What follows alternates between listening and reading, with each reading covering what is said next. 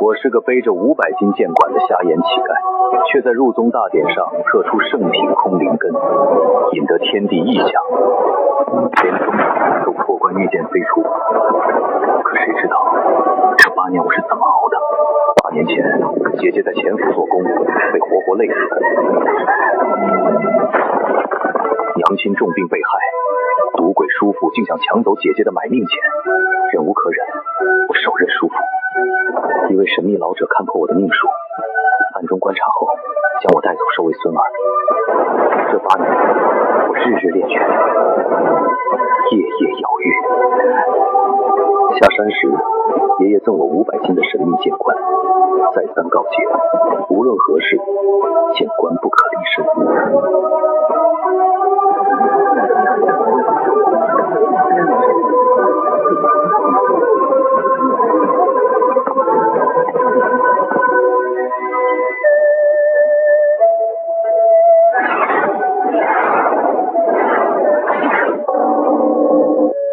时间到，没有登上阶梯的可以回去了。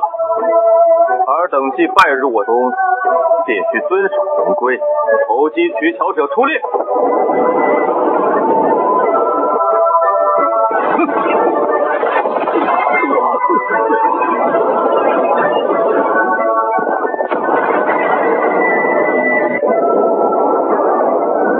老夫是宗门的司行长律，名魏老。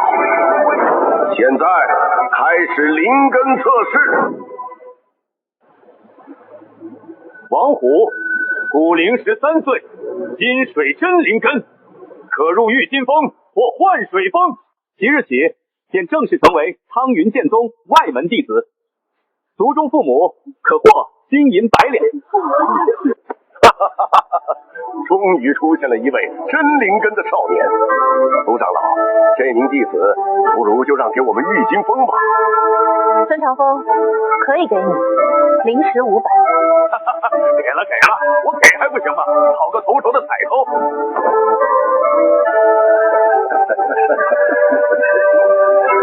不知道这一届的弟子能出来几个天灵根的。今年也不知道能不能给我门下那些崽子挑几个师弟回去。木系灵根的怎么就这么少呢？你还在这哭穷呢？再不计上一届，你们青木峰不还是分到了接近20位弟子？老子狂雷峰到现在都3年了，没有新弟子了。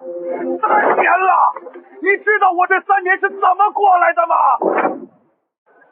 为何那高台之上的长老怎么就吵起来了？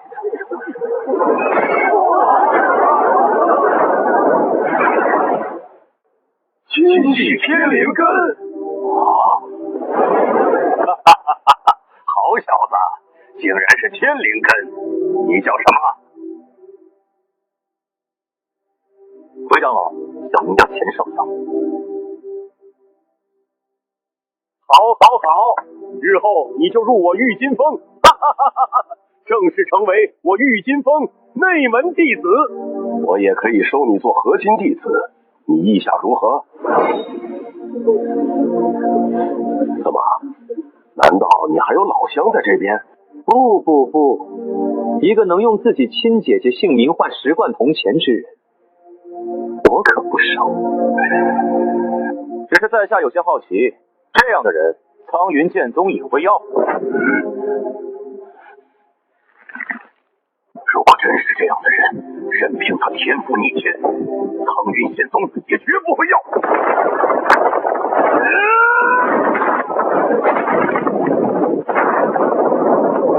谁是谁非还不一定，怎能听一人之言？况且那小娃娃又不是接不下这一拳。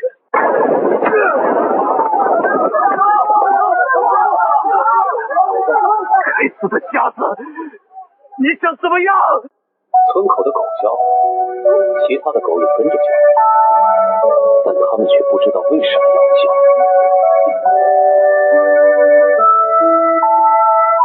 没错，我是从你前府拿了10贯铜钱，可那是你们前府将我姐姐做工活活累死的钱，就连你们府中下人把她扔出来的时候，那钱还被你们给克扣了。身死，出家赔钱10贯，历来如此。那会儿我就一个念头，那是我姐最后的尊严啊，必须给我。那又如何？我是天灵根，你呢？怕是连灵根都没有吧？孙长风，区区一个天灵根，你就要破宗训吗？今日你若敢拦我，我就连你一块揍！来呀点儿！钱少阳，天灵根又如何？品行不端，我苍云剑宗绝不收你！你不是也很想看我这个乞丐有没有灵根吗？那你就睁大了眼睛好好看着，千万别眨眼。好，今日就算你是3系杂灵根，我狂雷杆也要了。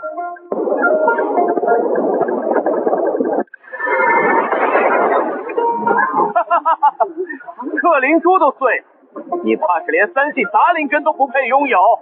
聒噪！那个，这玩意儿不知道咋就炸了，不用赔钱吧？快，去擎天峰把特灵杯取来！你们该不会是想的那个吧？难道是天灵根之上的王品灵根吗？难道是真的？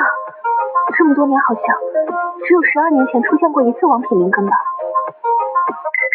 没错，那个人就是现在的大师兄，宗主的座下弟子武岩。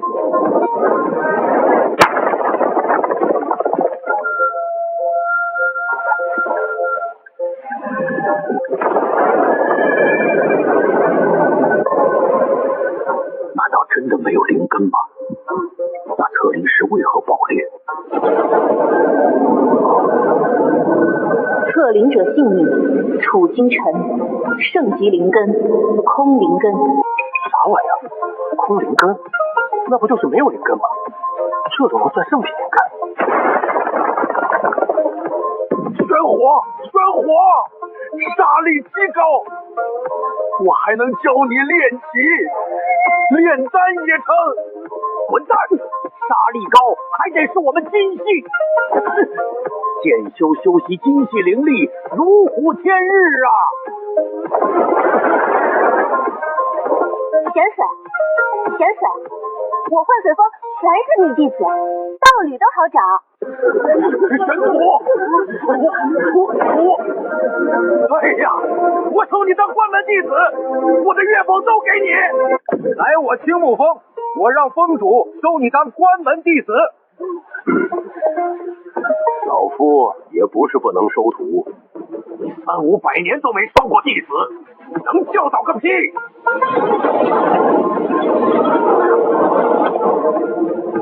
我向大家解释一下何为空灵根。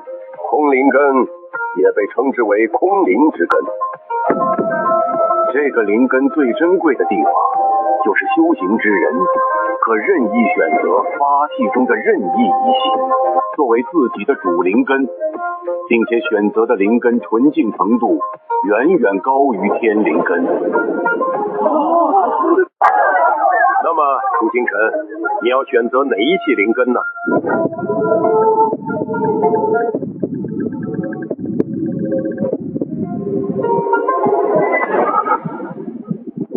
那个宗主啊，你看那小子身后背着的像不像大号的剑侠？依我所见，这小子绝对是选的金灵根。依你所见，你能看到啥？万一他选了土呢？万一选土，选个串串。选土我吃3斤人中黄。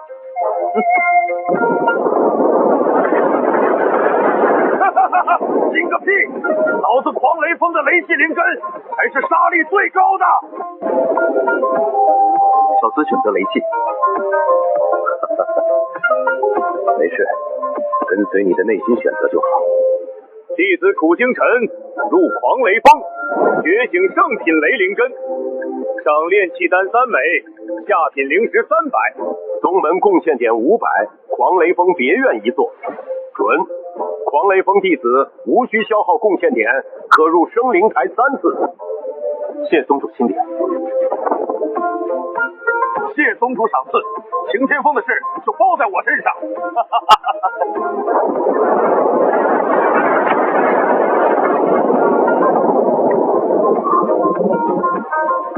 还不知道前辈名讳。老夫乃是狂雷峰28峰长老雷震，你可以叫我雷八峰长老，或者叫老雷头、老酒鬼都成。那我还是叫您雷八峰长老吧，其他的太唐突了。雷八峰长老，咱们苍云剑宗瞎子也要吗？你小子眼瞎，可心不瞎呀！真不知道你爷爷是什么人，能教出你这么个怪物。身后的东西怕是有200斤吧？500斤。当我没问，苍云剑宗，这是一个值得托付性命的宗门。瞎子又如何？瘸子又如何？我心有道，残缺能束缚。好一个我心有道，残缺能束，好一个苍云剑宗，难怪爷爷点名要让我来这里。虎爷爷，今天新弟子入峰仪式你不去吗？不去。圣品令根选了雷系做神，还是个瞎子。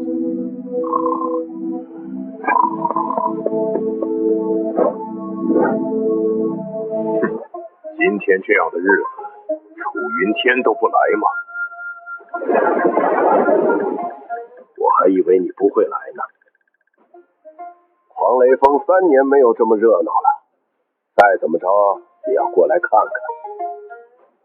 既然人已到齐，弟子楚京晨的入峰仪式正式开始。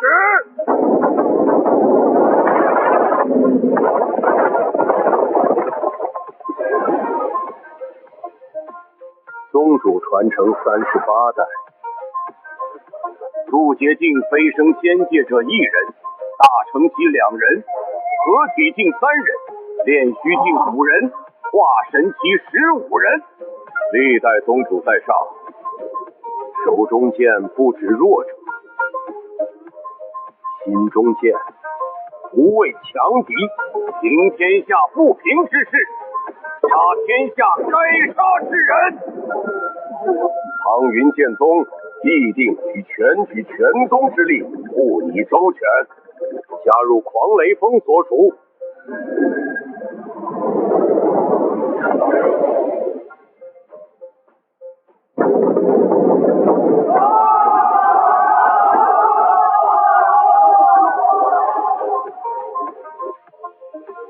这是你的身份玉简，切记一定不要丢失。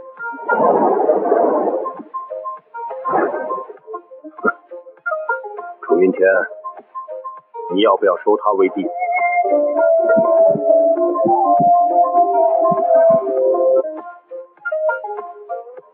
小子，你愿意拜我为师吗？弟子楚京晨愿拜您为师。好，我楚云天今日收弟子楚京晨为关门弟子，日后还请八峰长老多加照顾。你身后背的东西是剑匣吗？是我爷爷临走的时候给我的，他说这是剑冠。如果以后再有人问你，一定要说这东西就是剑匣，不然会惹上杀身之祸。为什么？剑冠只有达到法器，甚至很多修士在元婴之境的时候还在使用法宝，即便是元婴修士也难得到一件古堡级别的配件，甚至很多修士在元婴之境的时候还在使用法宝。第1日授课就敢迟到，那就都给在外面站着。断体之法，炼气之道，就算是天灵根，这一步也是快则3天。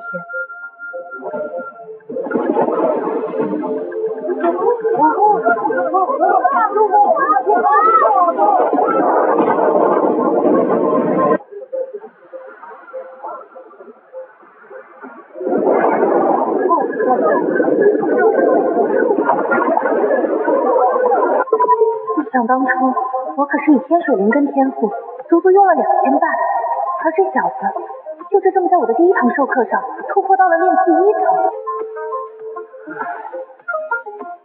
他们这是怎么了？我不过是炼气成功突破到了炼气1层而已。这些东西都是我们体内的杂质，修仙入道会渐渐排出体内这些杂质。你就先回去收拾一下吧。其他人这会儿可以看一下面前的断体功法以及引气口诀，有什么问题可以直接问我。第一上课就直接离开有些不太好吧，但身上的臭味实在让我有些无法忍受。你小子这是突破到炼气境了？你不是在上课吗？在课上就突破了？这不弄得一身狼狈。哈哈，不愧是我徒弟，还真是技惊四奏啊！哈哈哈哈哈！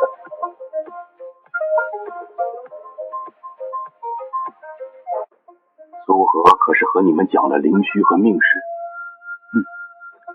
所谓灵虚，就是修仙者在18岁之前达到筑基境，便可通过特殊的仪式和阵法开启灵虚。灵虚存在于灵台之中，但绝大多数人的灵虚都是空空如也，只有极少数人的灵虚中会存在物品、杂物或兵器法宝，皆无定数。而所谓命势，则是在突破金丹时的天人之坎，若是有幸，则会有上界仙人赐下命势，可短暂借用仙人力量对敌。苍云剑宗老祖便是飞升上界的大能修士，因此宗内弟子大都能获得命势。灵虚之事，乃是出生之时便早已注定，有或没有都一样，并不影响你的修道之路。这个储物袋你拿着，也尝试着调动灵庭内的神识接触一下。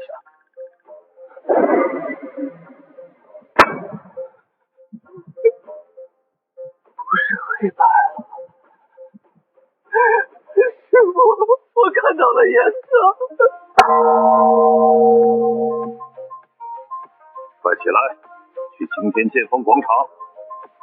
师父，这是怎么了？先前那钟声是怎么回事？这是苍云剑宗的警钟之音，很少会敲响。一旦敲响，所有在宗门内的弟子都要迅速赶往擎天剑锋广场。应该有弟子触犯门规了。到底是触犯了什么门规，竟然需要如此大动干戈？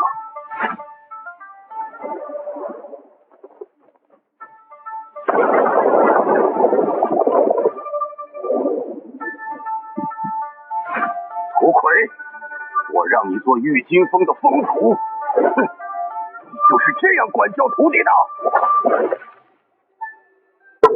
好一个名下弟子，好一个玉金峰，仙门弟子，好大的威风！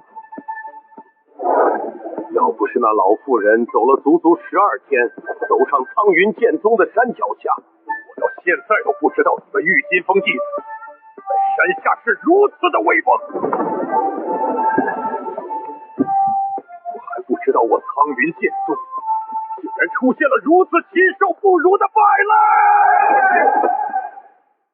我看上的女子是他的福气，凭什么我要受到惩罚？况且我还给了他100两为银，他才是占了天大的便宜。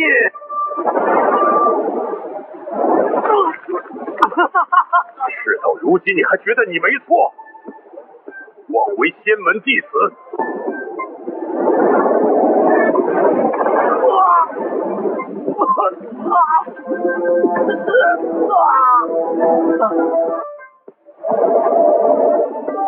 一个20岁就踏入筑基境的天才，就这样被废掉了丹田。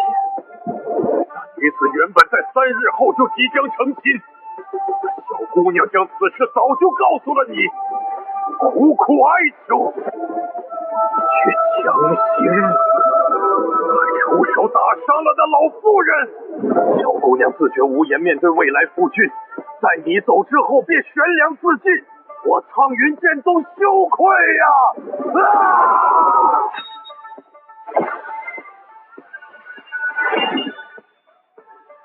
宗主，我知道错了，我这就给那姑娘的奶奶赔礼道歉，替银补偿，这就退出苍云剑宗，给他们家当牛做马。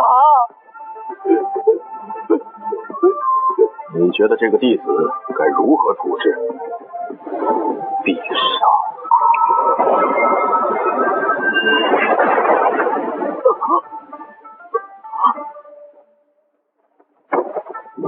我不希望再有人触犯宗门门规。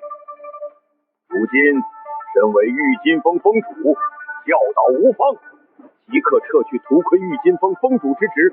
弟子犯错，师父无法免罪，就由你亲自带着这孽徒的尸首，去给那老妇人一个交代。图亏领命。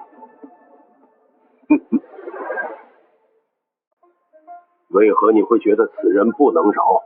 这世间的很多人都是经不起人性的考验的。对于那名犯了错的弟子来说，他自己并没有觉得自己有错，他觉得自己也乃是仙门弟子，身份高贵，看上那山下女子时，那女子高攀了。况且以那弟子的心性，若是今日放过他，难免会下山寻仇。不错，若是今日放走了他，那老妪恐怕也凶多吉少。所以我说此人不能放过，原因很简单，以儆效尤。苍云剑宗的门规门风不可破，也是给所有人敲响了一个警钟。看来自己这个关门弟子不光是空有一份妖孽的天资，其心性更是细如发丝。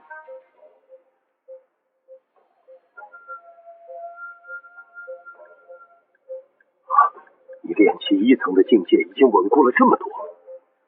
师傅，我刚还在想问你这个问题呢，为什么我丹田里面的气旋只有拇指大小啊？这是丹田的根基，别看它现在只有拇指大小，但这却是你开始修道的根基。当你把现在的丹田用元力填满的时候，你的丹田大小也会随之拓宽。你的丹田，这是啥？你的丹田，这是啥？师傅，怎么了？是不是我修炼出错了？你并没有感觉到丹田的不适是吗？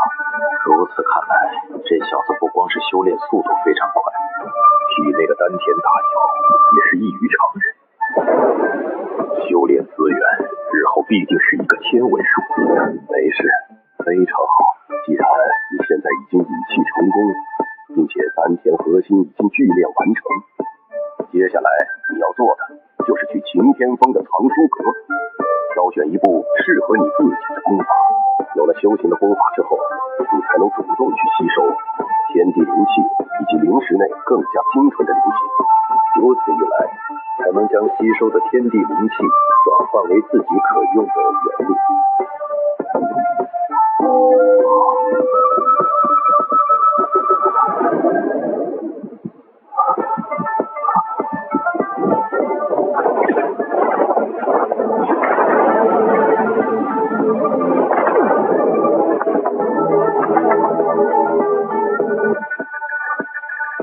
九转行雷经第七中品残篇上半部，却是金丹境之后的功法，定级为玄级极品功法。师傅你怎么在这儿？这不是想看看你拿到了什么功法吗？拿了一本残篇。你没拿到那本混元天雷功？没事，等你到了金丹的时候，到时候为师带你去一些拍卖会碰碰运气，看看能不能碰到更好的功法。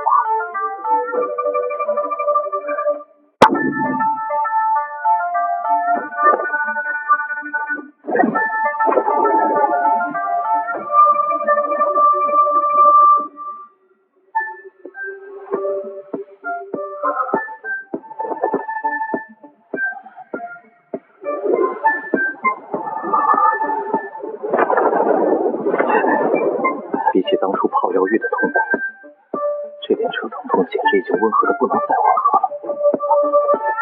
糟了，忘记告诉他，冲破经脉之时不能急于求成，可以每天突破一点。可这个时候强行打断他的话，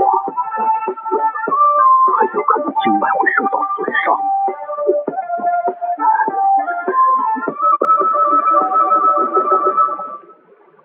原本我还在想，这臭小子在突破一部分后，就会自己退出修炼状态。可现在看来，他已经将体内所有的经脉打通，并且已经开始了运转第一个周天。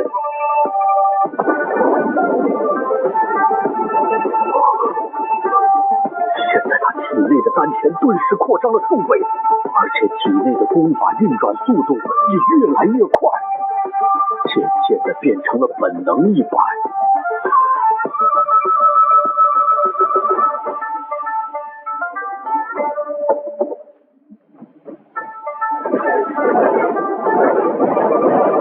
今天就可以尝试突破到炼气6层了。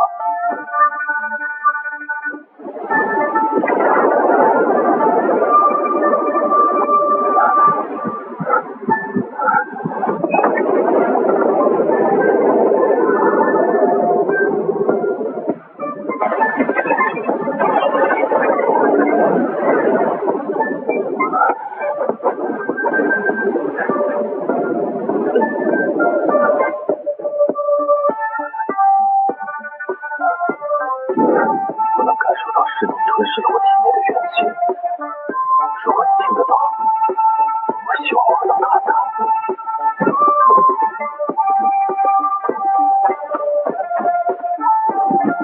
我只说最后一遍，疼不疼？真是给脸不要脸！就算你是比天还厉害的法宝，如果不能为我所用，那你就是个废物。滚远点！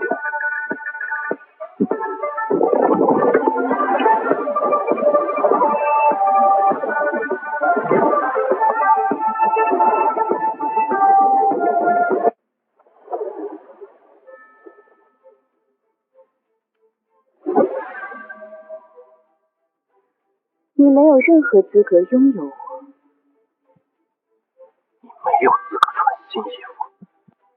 这是曾经楚大山最常说的一句话，是老子这辈子最不愿意听到的话。什么是资格？区区剑灵而已。能现身而出，还是偷了我的元气？你什么身份？你什么段位？你又有什么资格在我面前趾高气昂？你凭什么这么高傲？就凭我是。沉睡了不知道多少年，竟然会因为你一个毛头小子心生怒气。今后你修行的元力，我要一半。我让你在筑基之后动用里面的一把剑。拜拜了你，不稀罕，你自己留着吧。什么玩意儿？一个偷我元气的剑灵而已，装什么装？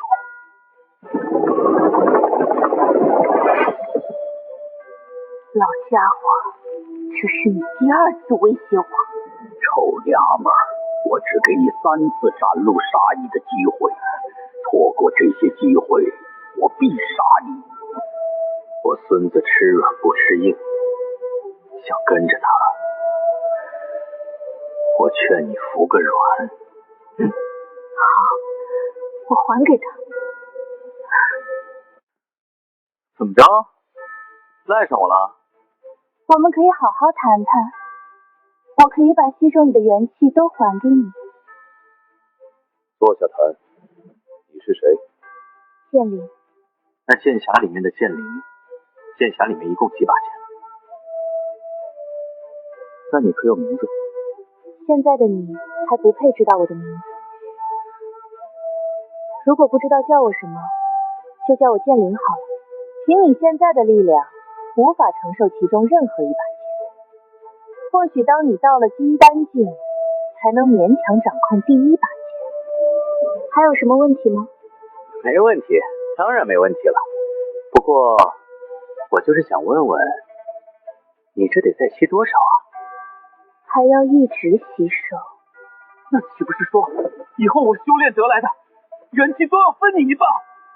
这次只是为了我的苏醒而已。在你筑基之前，我可以不要，但是后面必须分我。我一会儿可以把吸收你的元气都还给你，但是必要的时候还是可以给我分一点。哼，你想的倒是挺美的。我的意思是，以后我会指导你修炼。一个小小金丹，就算是曾经突破到过元婴，也不过如此罢了。我所能教的东西，这天下没有一人能够办到。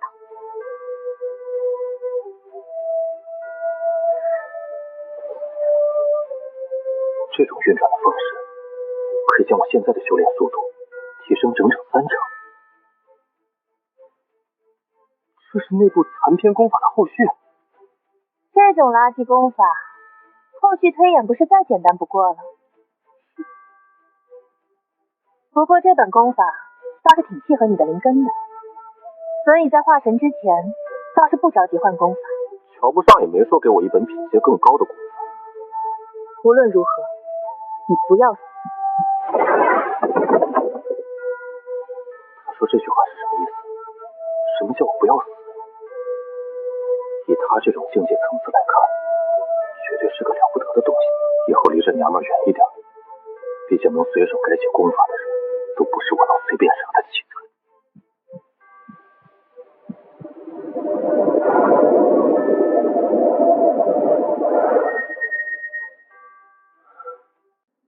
星辰，星辰，你出什么事了？我听小冉说你去了后山悬崖，人呢？你别想不开呀！那个师傅，没啥事儿，我就是去后山扔了个垃圾。臭小子，你说谁是垃圾呢？你每天修炼还是不要太过紧绷。你从入门至今的修炼速度，已经不弱于一些强大势力的核心弟子了。修炼乃是长久之道，不要太过于着急了。知道了，师傅。过2天要是没什么事儿，也可以去任务阁做做任务，顺便还可以下山走动走动，多长长见识。不知道若是自己真的跌进了，会是什么样子？师傅肯定要气死。既然你我已经是绑在了一起，那我就会全力帮助你提升实力。你可以用神识感受一下剑匣，里面有一个特殊的空间。什么样的空间？储物空间？储物空间？你是不是有些太小瞧我了？这是什么？你把灵石嵌入进阵法之中试试。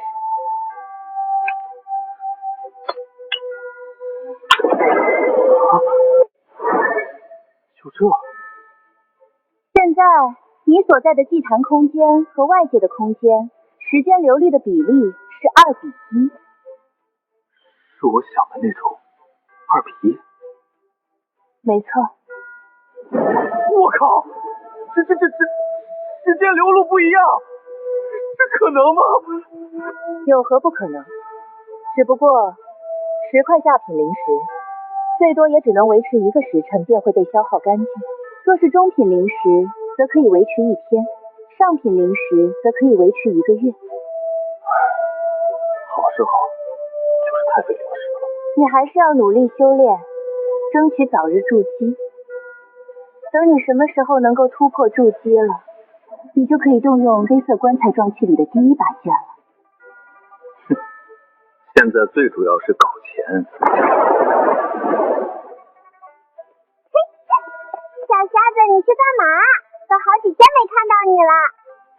小包子，你说你怎么每天都这么无忧无虑的？难道不该如此吗？爷爷告诉过我一句话。什么话？纵使滔天浪太头，只需一笑莫须愁。怎么样，我学得不错吧？是啊，小小少年又何须愁容满面？你每天有包子吃，便是最幸福的事情，又有何发愁的事儿？有的。哦，是什么事儿能让你如此发愁？每当我抢不到包子的时候，我就很犯愁，到底吃什么？要不要跟我一起去玉金峰转转？好耶！走走走，我要骑大马。这是怎么回事？明明非常清醒，可身体怎么就动不了？动啊，动起来！给老子动！现行符，显！哪里来的幽魂野鬼，竟然敢吸人阳气！入魂符。最近星云镇发生了许多命案，可和你有关系？其实不是小女子所为，还请明察。我最多不过是等人在此破屋停留，吸收些许阳气，维持魂魄不散罢了。我都会杀过人，还请先释放小女子一马。我这20年来，从未走出过这山头半步。凭什么让我相信你这20年从未走出过这山头？因为小女子的骸骨就在这山后，所以我没法离开骸骨的10里范围。一旦离开，我就会魂飞魄散。既然如此，你可想入黄泉轮回？我可为你引渡。仙师，我能不能过2天再轮回？那3日之后，你来此地，我再为你引渡。谢谢仙师，谢谢仙师。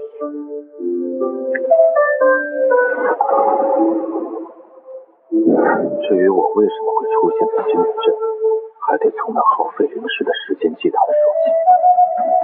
今早起床，我便发现自己的灵石已所剩无几，于是来到了擎天峰的任务阁，在阁中接到一个不错的任务，要求调查山下镇子上出现的游魂。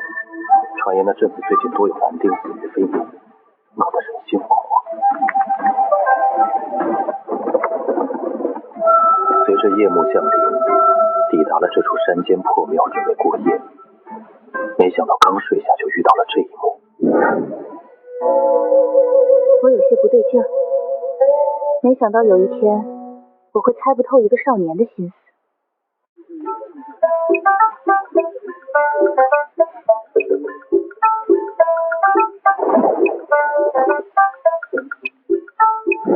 屁的道长，我看你就是个想要骗钱的神棍。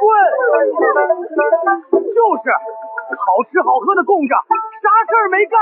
哼，依我看，他就是来骗钱的。我们还是等苍云剑宗的仙师吧。我已设法3天，本应昨晚上那厉鬼便会现身的。我哪知道他没出现呀？哎呦，别打脸呀！谁家的孩子，快下来！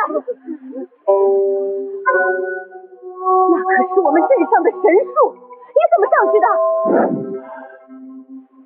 可是苍云剑宗的仙师，老朽剑名古一红，携星云镇村民拜见苍云剑宗仙师。苍云剑宗狂雷峰弟子楚星辰受托来此。仙师，你可要救救我们星云镇呐！这短短数天的时间，已经死了4个人了，现在整个镇子都人心惶惶。最近的事情已经传到附近的10里8乡了，如此一来，也就引来了不少神棍过来招摇撞骗。仙师，请跟我来，去我家中坐一下，我给您说一下现在的情况。郭老，我前天下山的时候，任务之中才说死了3个人，现在就4个人。没错，镇子里的王二狗就在前天晚上死的，死状极惨。有多惨？要不我还是带你亲自去看看吧。也好，正好了解一下到底是什么情况。仙师，这就是那王二狗的住处了，他也正是前天身死的，还没来得及收拾。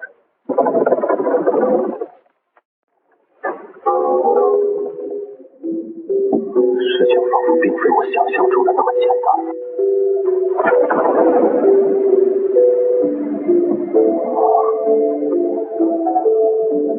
看来是个厉害的家伙。这会儿可以让人把尸体收拾一下，尽快下葬。天气热，再过段时间尸体就臭了。仙师，对付这个恶鬼，你有把握吗？有没有把握，要事后再说。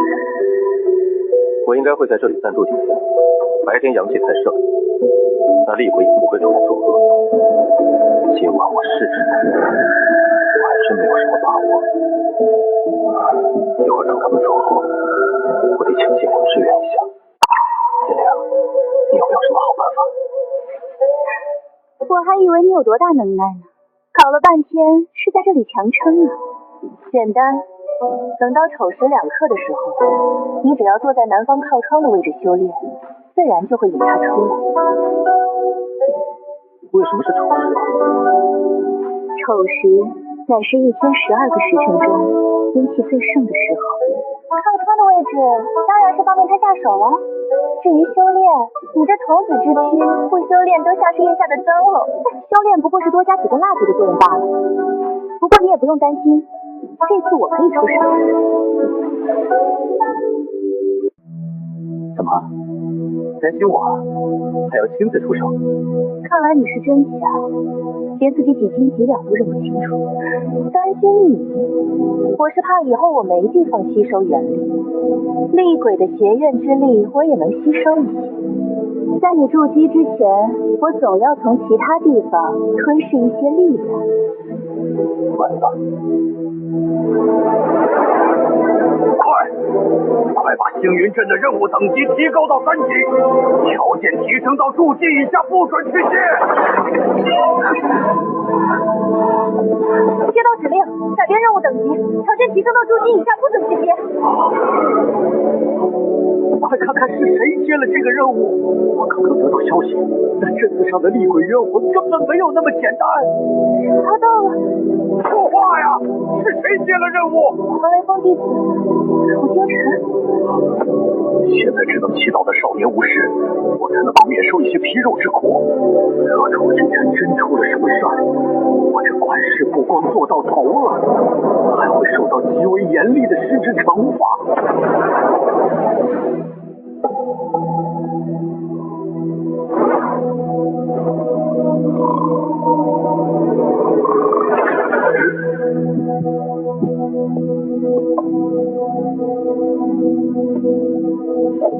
我该叫你李兰花呢，还是张翠芬呢？谁？我才不是张翠芬那个贱人！贱人！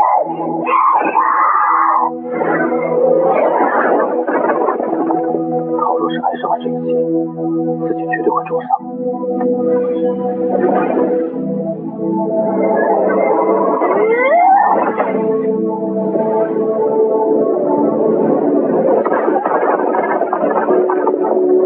李兰花，你不是是早就死了吗？鬼，找我了吗？我不想死，我不想死！你要保他？不一定。其实我有几个疑问。那山上的尸骸应该不是你，那就是那个寡妇张翠芳的。不要在我面前再提起那个贱人！没错，他们都是我杀的！张大牛，也就是最后一该死之人。少年，你若是拦我，就休怪我不客气。看来镇上的隐秘之事是真的。这个女子，也正是整个事件的主人公。李兰花从小父母双亡，被人贩子割去了舌头，卖给了烟柳之地，一直到她30岁的时候，没有了任何价值，又被人贩子卖给了星云镇的张大牛。早已厌倦了红尘的李莲花，这个时候终于觉得自己苦尽甘来，可以相夫教子。然而贪得无厌的张大牛没过多久，就和镇子上的寡妇张翠芬厮混在了一起。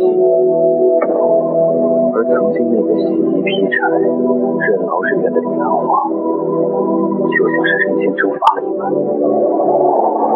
镇子里还传出了些许风言风语，说李兰花不知廉耻，烟柳之地待久了，到处在镇子里勾引男人。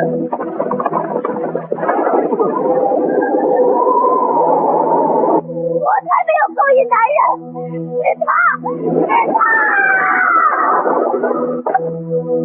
哦，难道我说的不对吗？凭什么？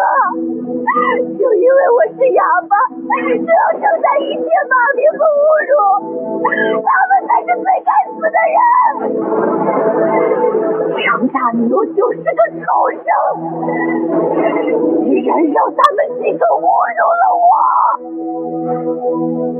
这么说来，破庙树下的那具骸骨，就是张翠成的。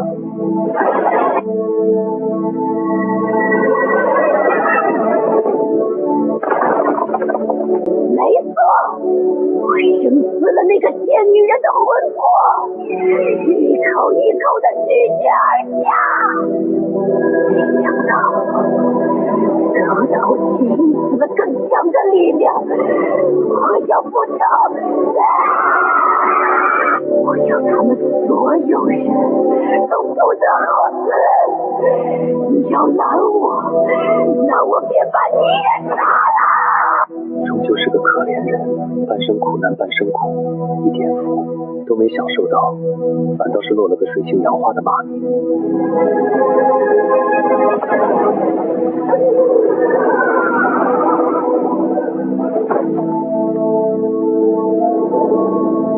我对自己这不堪的一生没有半点良念，可唯独赎身之后的清白，我看得比命还重要。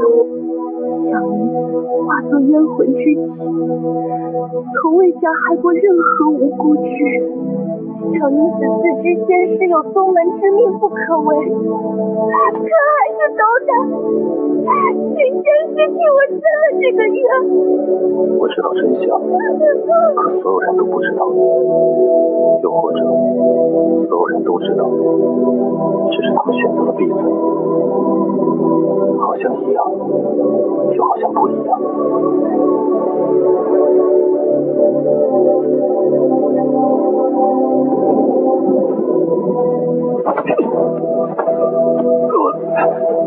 你看到了吗？那被你们欺负致死的女人。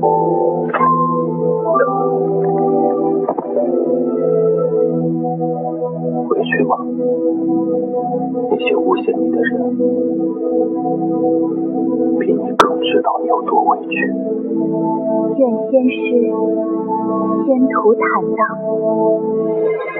是吗？是，若非如此，我修仙作善。对你来说，筑基之事才刚刚开始，所以你的基础一定要打好。能在炼气阶段将你的丹田扩大多少就扩大多少，这关系到你将来的长生路能走多远。好的，我会牢记师傅教诲。师傅慢走。关于这一点，这小家伙的想法倒是没错。怎么听这话这么别扭？小家伙，我师傅现在都200多岁了，还小家伙？你知道炼气境一共有多少层吗？炼气共计10层，不是修真界公认的事实吗？唉，难道不是？这或许是修真界的普遍认知，但是我要告诉你的是，炼气其实一共有13层。只是现在的修真界已经丢失了10层之后的修炼之法，这才造成了所有人的认知中只有10层。什么？我没听错吧？13层？怎么可能？如果真有的话，为什么所有人都只知道10层？再者说，10层炼气突破就是筑基境了啊，哪有什么下一层？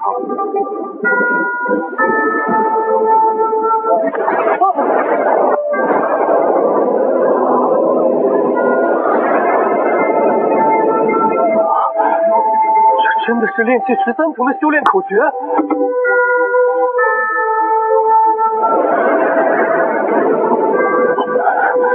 这突破炼气10层所需要的灵气也太庞大了吧！我这是突破11层了呀！你这修炼速度虽然不能和上界的一些天才妖孽相比，但也非常不错了。不过接下来的12层和13层怕是有些困难。那可不一定，不要小看我，我要烧水洗澡去了。星辰，一会儿收拾好之后来一趟殿中。我得好好想想怎么把气息的掌握了过去，毕竟修真界公认的炼气境只有10层，现在这11层是怎么回事？再说了，怀璧其罪的道理我比谁都清楚，这要是被哪个更强大的势力给盯上，我怎么死的都不知道。所以这件事就是烂在肚子里，也不会告诉任何人。你突破筑基了？没有啊，这不还是炼气10层吗？难道我感应错了？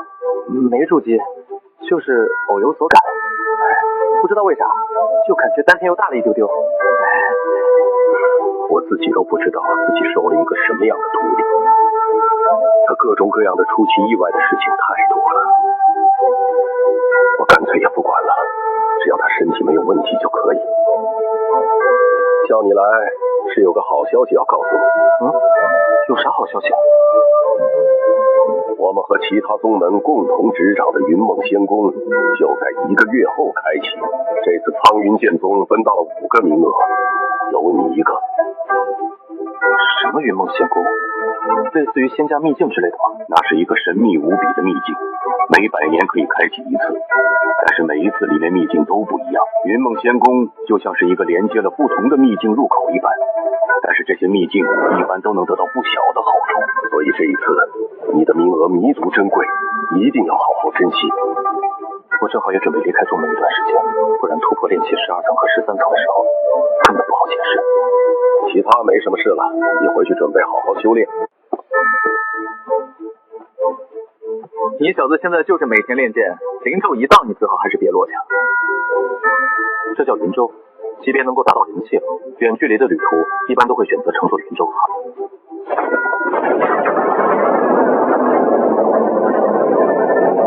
我们这次要去的地方在镇月宗的势力范围，借此机会也和你们说一下我们周边的势力都有什么：青龙岛、万仙剑派、紫霄剑宫、七贤门，最后就是我们和镇月宗了。方圆10万里内，就我们这6家门派势力要大一些，剩下的不足提提。这里面以苍云剑宗、镇月宗还有万仙剑派为首，实力要强于另外3家，而6家宗门势力则是联合执掌的云梦仙宫。想必你们也都知道了云梦仙宫的玄妙之处。沈长老，如果那云梦仙宫真的有那么神奇的话，不怕引来其他人的觊觎吗？你问的问题不错，因为这云梦仙宫有一个弊端，就是这秘境只能让练气期的弟子进入，并且每一次秘境所发现的东西几乎都不会超过金丹境。也就是说，这个秘境对于境界实力更强的人来说并没有什么大用。难怪没有人来抢夺，原来是因为用处不大。哦，小百通镜，有意思。什么是百通镜？就是你们所谓的这个云梦仙宫啊。因为上界修士的大能遗留，形成了这样的秘境。这些秘境会是十分自然的吸引虚无之中的空间碎片，与其相连。天才也就罢了，关键是比别人还要更加努力。楚云天倒是收了个好徒弟啊。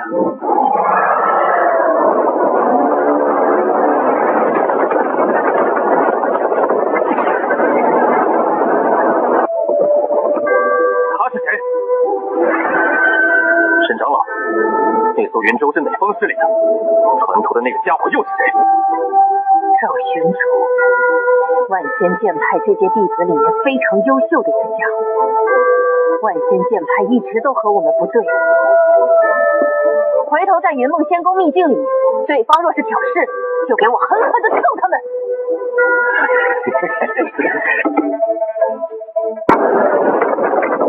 我说沈兰，你们苍云剑宗就穷成这样吗？这破云舟一直都舍不得换，慢得要死，所有人都在等你们。灵咒282，雷电。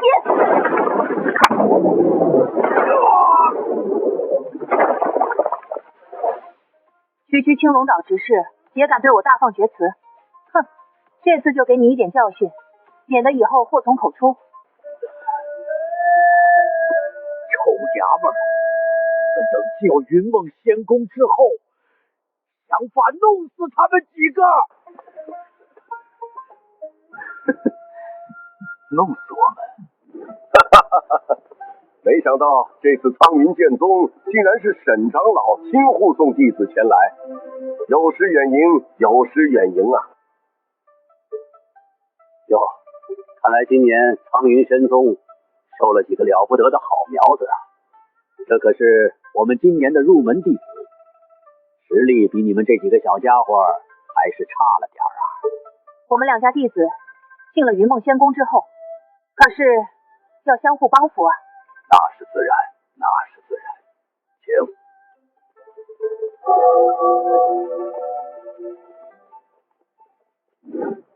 诸位，想必你们也都和门下说过规矩，秘境之中生死自负，里面的恩怨不能带到外面来。既然准备好了，那就准备入云梦仙宫吧。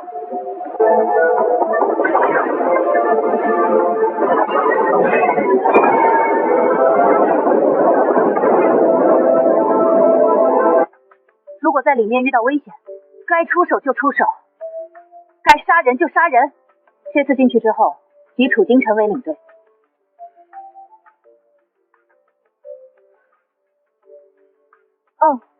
切记，一定不要在里面突破筑基境，否则会被瞬间传送出来。祝各位好运。你们也进去吧。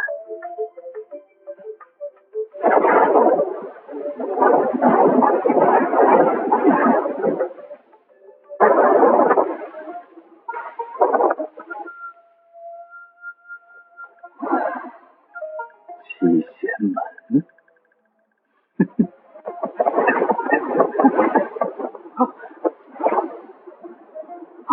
速来帮我，我被发现了！抓到你了！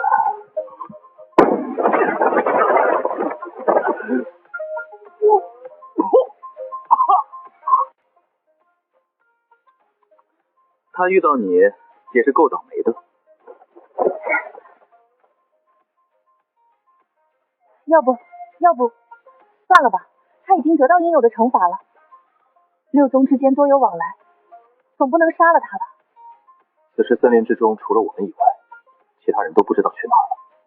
就算是把他杀了，也不会留下任何痕迹。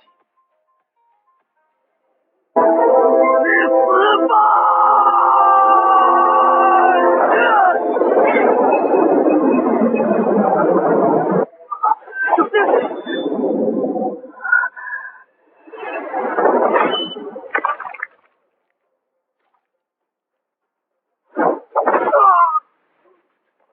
这是你唯一一次可以心软的机会，因为这个后果我承受得起。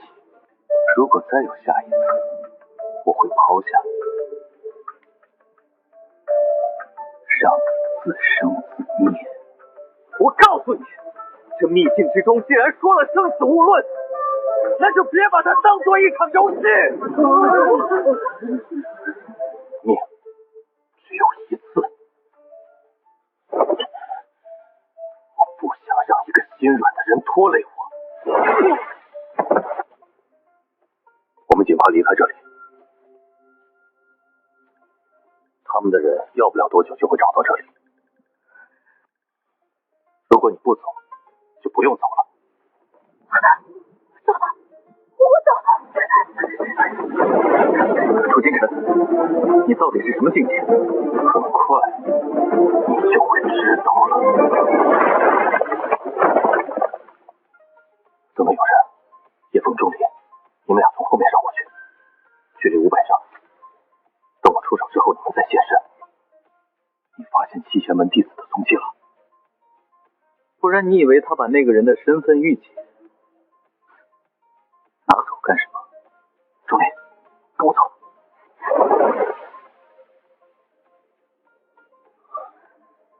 都是些温室里的小绵羊了。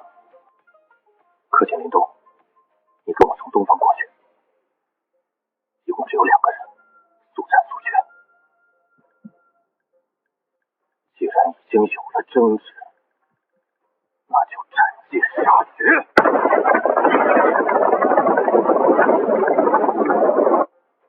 爷爷从小就告诉我，一旦和人有了矛盾，要么不出手，要么就彻底解决这个麻烦。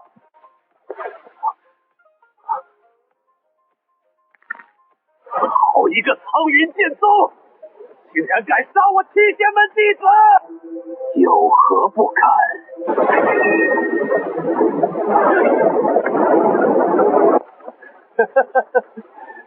你们果然还没走。苍云剑宗倒是出了个心狠手辣之辈啊！哼，废话真多。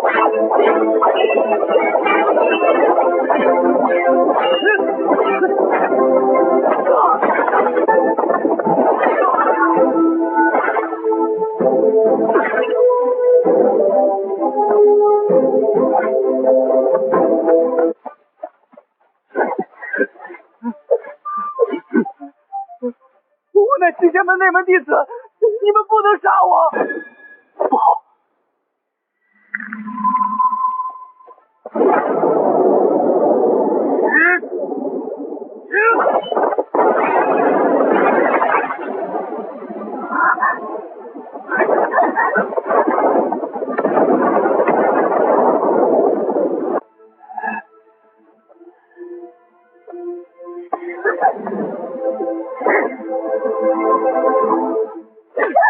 楚师兄，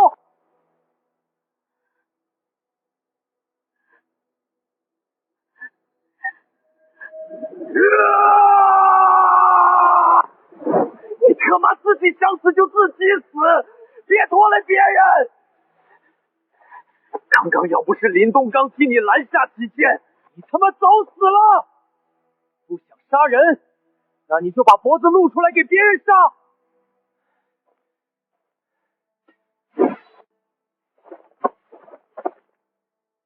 踏入修真界，就别想着独善其身。你不杀别人，别人就会杀你。转不过来这个弯儿，我劝你还是自废修为，下山去相夫教子。走吧。既然想好了修行，就别那么心慈手软。我们几个都是一条船上的，如果你还是这样，我们只能把你放弃掉了。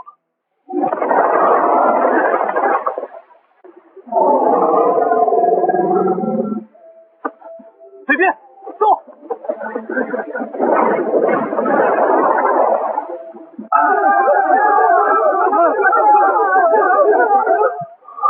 化羽鬼根、紫玄枝，竟然都是2阶巅峰的天才地宝。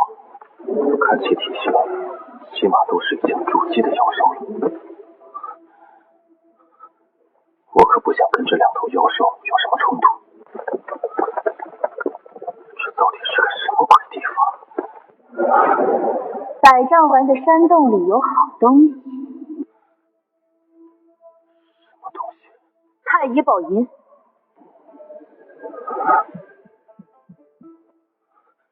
真的？爱信不信。我想去那个山洞里面看看，你们要一起吗？去啊！他们都拿到灵草了，我们怎么着也得找到点其他好处啊！那好，趁着那两头妖兽没回来，我们抓紧进去看看。切记一旦危险就抓紧跑。我也要去。既然已经决定了改变，就默默承受，别摆这个脸。如果不想改变，没人逼着你改变。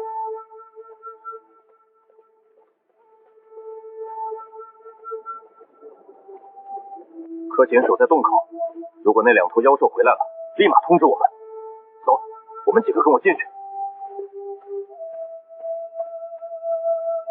别怪他，都是为了你好，让你守洞口，完全就是把我们的命都交到了你手上，切莫辜负了我们。快走！那两头妖兽已经在返回的路上了，还有100丈。以那两头妖兽的实力，除非我能现在突破筑基，否则所有人都要死。可一旦我突破，就会被瞬间传送出秘境，留下的众人同样必死。不好，来不及了，上洞顶！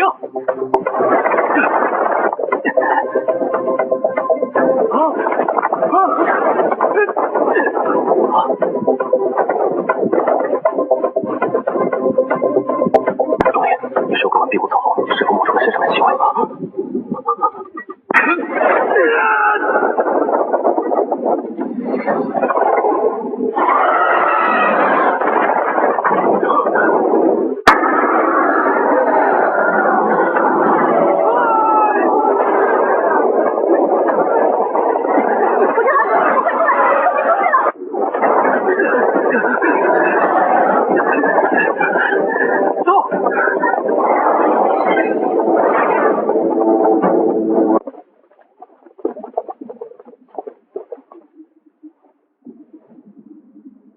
什么人？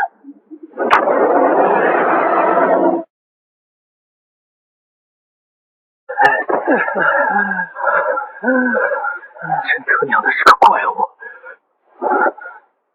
我在那潭水之下拿到了2样东西。什么东西？快拿出来看看，是啥好东西？是太乙宝银，还这么大一块。你说有2样东西，另外的是啥？玄宝灵砂，好家伙，这么大一块，发了！等出去之后，这些东西卖掉之后平分。我也有份吗？当然有份，刚刚你就做得很好。如果不是你，我们根本反应不过来。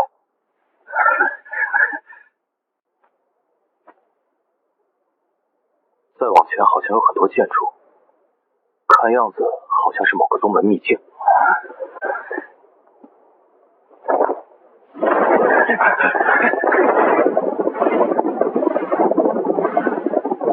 此处妖兽为何如此？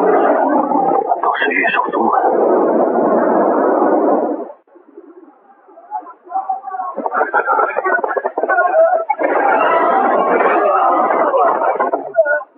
龙楚，你要帮忙，这个忙必须帮，并非是我们和镇月宗关系好，我们已经撒了7仙门的弟子。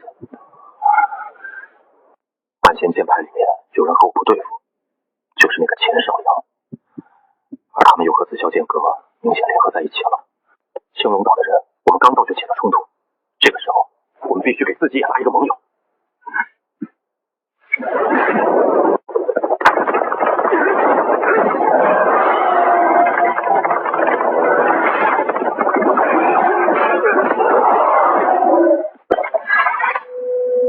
京东，把妖兽内丹取出来。镇月宗、沈奇，感谢苍云剑宗的诸位出手搭救。苍云剑宗处境好，你们这是怎么回事？是青龙岛的人抢了紫魔溪巢穴中的幼崽蛋，却祸水东引给了我们。你们也是够倒霉的，好处没捞到，还有人受了伤。要是让老子抓到青龙岛岛的人，老子一定给他们点教训。对了，我听青龙岛的说，你们和七仙门那帮阴孙子起了冲突。那帮孙子在我们进来的时候就想阴我，结果被我们解决掉了3个。此地妖兽颇多，不宜久留，不如我们一起相互有个照应。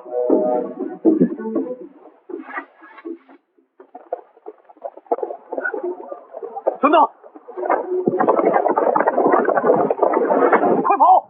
有大批的妖兽在朝着我们的方向奔袭而来！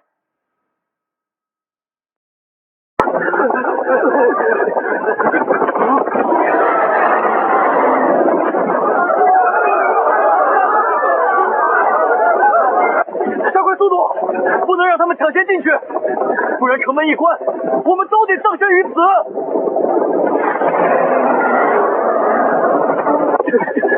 师兄，快，我们先进去。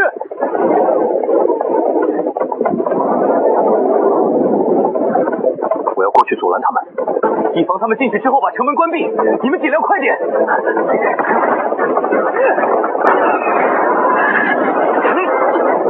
撤，快走，大门要关了。万仙剑派和紫霄剑阁，你们若敢关门，后果自负。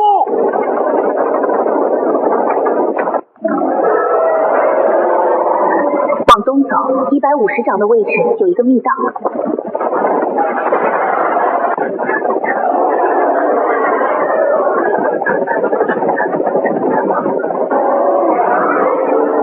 快进去！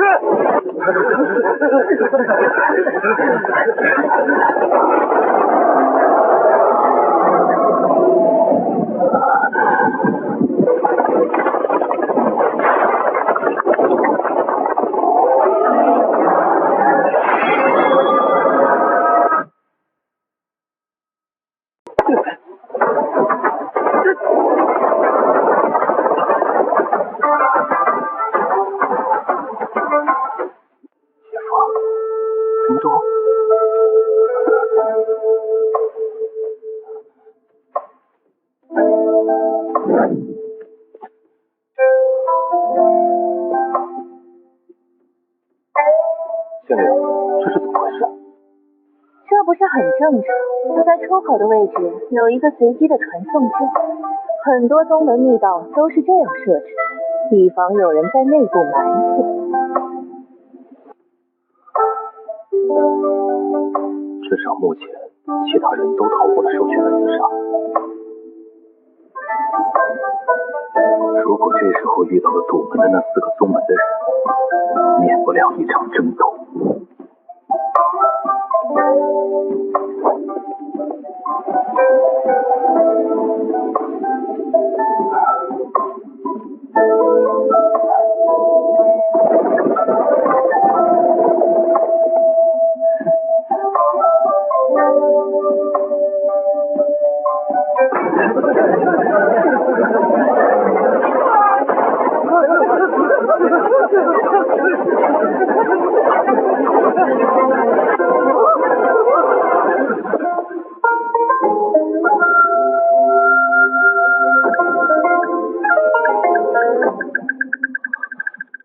难道这人生前就是这宗门之主？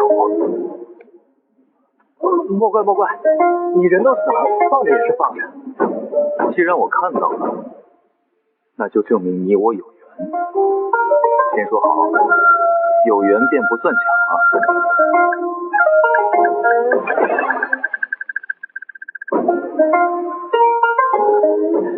没想到还有意外之喜。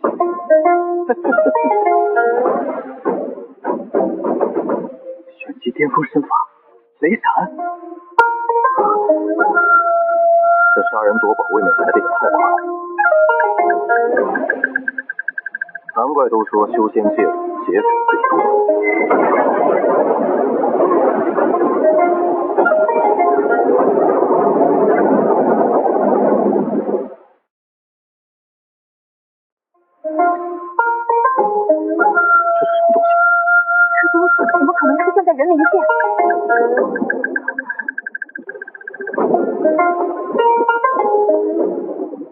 你真是一个身负大福元气运之人。这个东西，如果你拿到手，日后对你的助力可不是一星半点。不过想要拿到手，只能靠你自己，最好把这整个祭坛都装下。那你好歹倒是告诉我是啥啊？这么强的雷霆之力，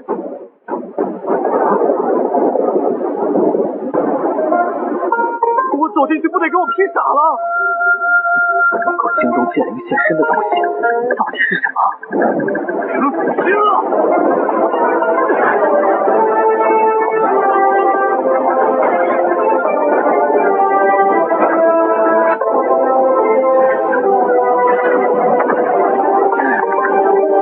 雷霆之力，给我练！终于是二组了。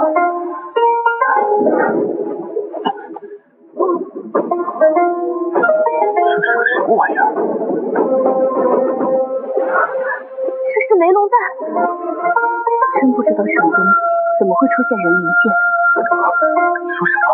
龙蛋？以后我可以站在巨龙的头顶上叱咤八方了。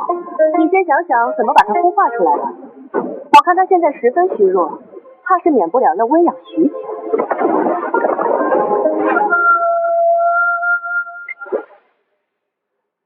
楚师兄，快来救我们！我们找到了2部绝技功法，柯琴受伤了，万仙剑派和其他几队人马都在追杀我们。先跑，等我。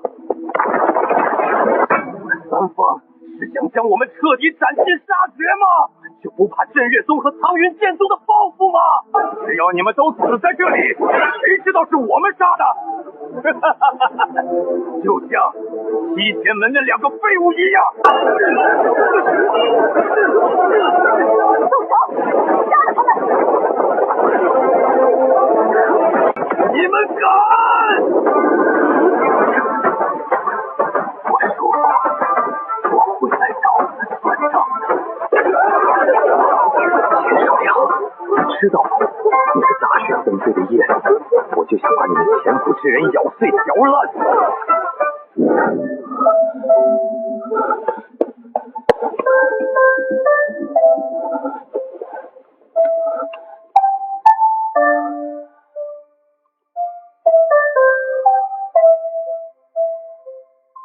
够爷们儿，老子欠你一条命，可亲了。死了，为了救我。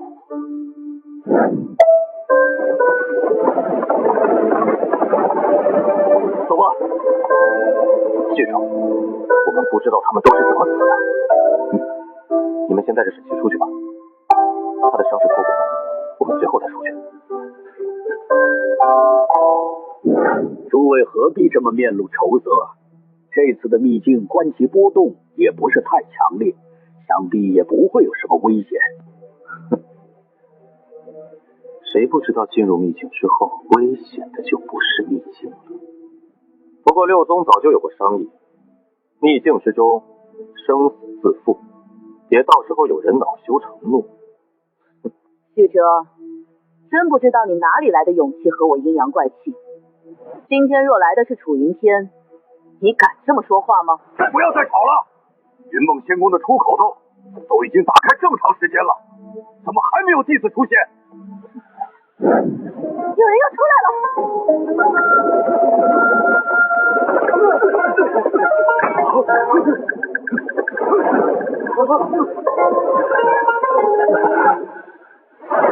怎么就你们4人？柯琴呢？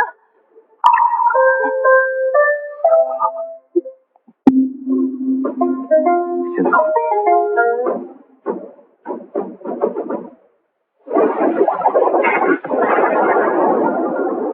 告诉我，在秘境里面到底发生了什么？我把其余4宗的所有人都杀了。所有都杀了。宗主，来路上接我。楚金如在秘境里杀了寺宗的所有弟子，我怕他们联手拦我。此等心性，何愁不成大器？只是柯琴，可惜了，我就不该让他来。放心吧，只要我们不承认便是。况且，就算承认又如何？他们四家想要和汤云剑宗摆手腕，还是嫩了，干得不错。若是心慈手软，还入着修真界做甚？只是柯琴，可惜了，我就不该让他来。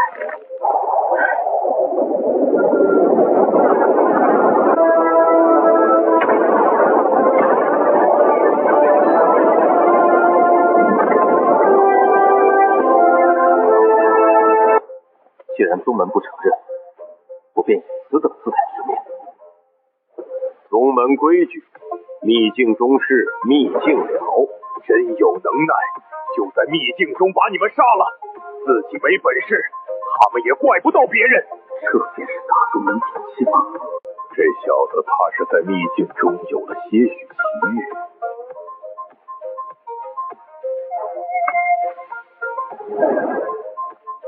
虽然柯琴不在，但是这一份积分可以兑换成山下的金银送去他家里，就当是我们的一点心意吧。一本身法，一本修炼功法，你们谁需要？我不要，你们自己分吧。没什么事，我就先回去了。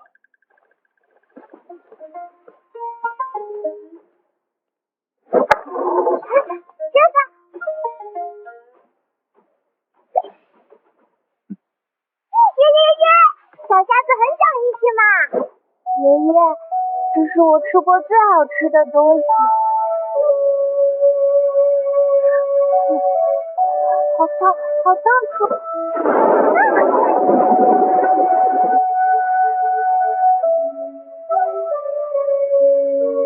小丫头害怕打雷啊？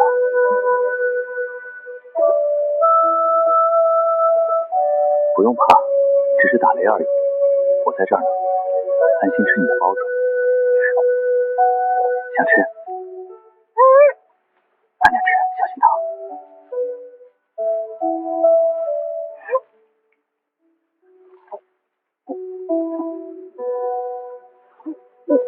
小虾子，你以前不是当过乞丐吗？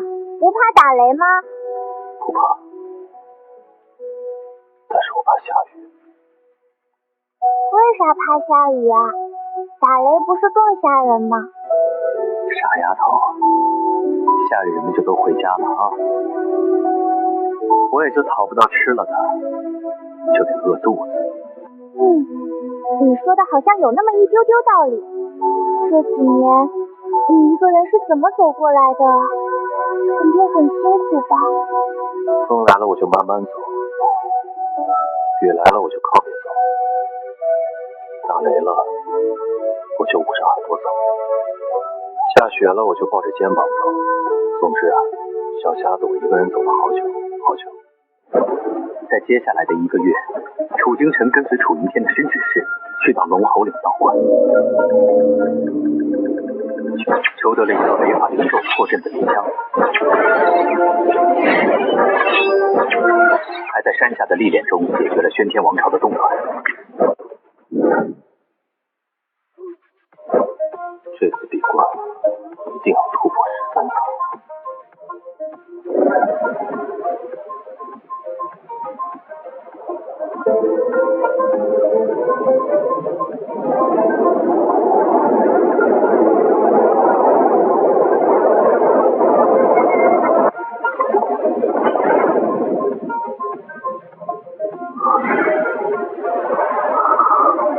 快吸，能吸多少吸多少。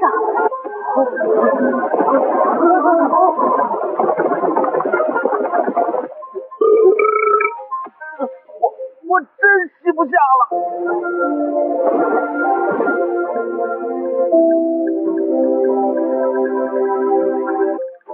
现在的我足以碾压大部分刚刚筑基的修士了。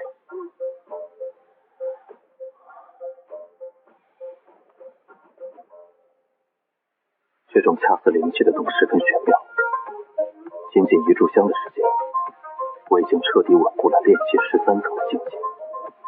哇，不愧是剑子，吸得很快嘛。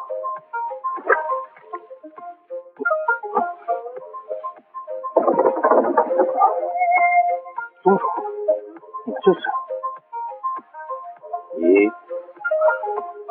你还没筑基？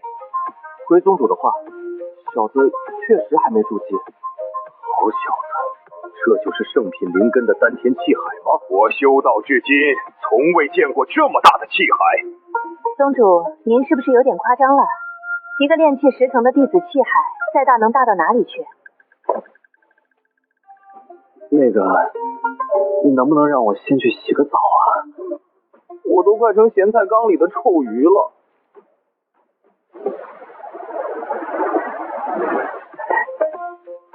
谢苏长老。要不了多长时间，其他峰中的天才弟子也要陆续的突破筑基境，到时候就由楚云天带队前往开灵之处吧。今年能争到多少，就看你们这些门下弟子。好样的，竟然引来了天道馈赠。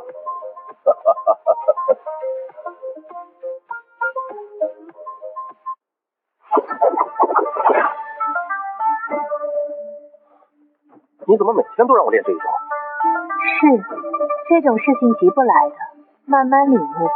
即便是更加天才的妖孽之辈，也是在一路生发成长的过程中领悟见识。对了，你最近可以准备筑基的事情了。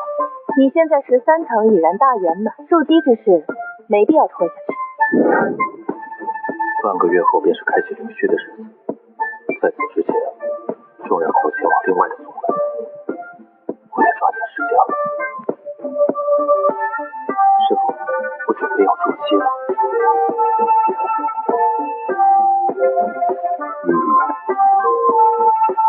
那今晚就好好休息一番，明日准备筑基之事。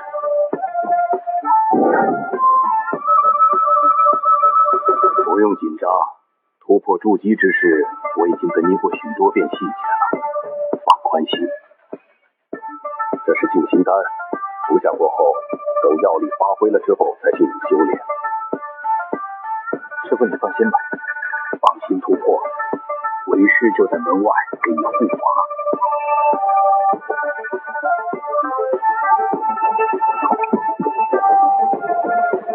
镇守灵台，抱元归一。来吧。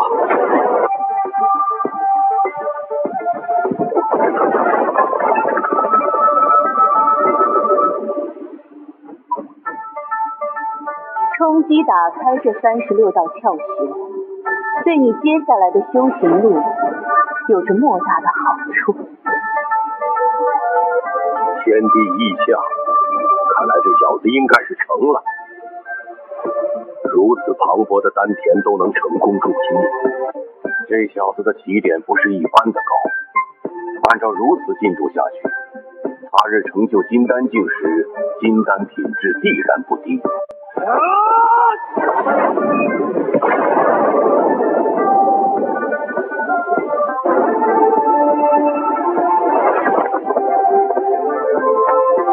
黄雷锋弟子楚星辰，拜见宗主以及诸位长老。好，入门5个月07天，从断体巅峰一路突破筑基，所有苍云宗弟子应该向你学习。或许有人会说，楚京辰他有个好师傅，有绝顶的妖孽天资，可我要告诉你们，楚京辰入宗至此，闯剑塔16次，升灵台闭关修炼78次，他别院之中练拳打烂的木桩足有39根，这就是凭什么他能这么快筑基。长生桥、修仙路、此间大道荆棘遍布，修行更是如逆水行舟，不进则退，望勤勉。你都和他说了吗？还没，毕竟他要破境，没敢多说什么。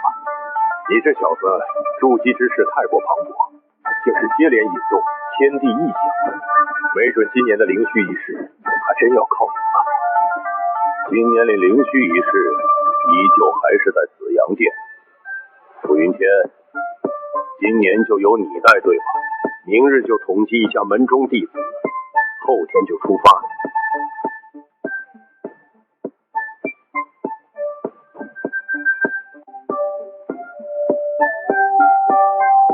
师傅，为何我感觉宗主对于这开灵虚一事如此重视？虽然灵虚一事比这灵根之力还要更加虚无缥缈，但是不可否认，每一位身怀灵虚气魂之人，日后都会成为大能修士。就比如苍云剑宗历代弟子中，目前能够突破到元婴的修士，有几位都是身怀气魂之人。由此可见，气魂对于修士的上下持极大。而紫阳殿也是整个青云大陆上都十分顶尖的势力，其殿主更是化神期的大能修士。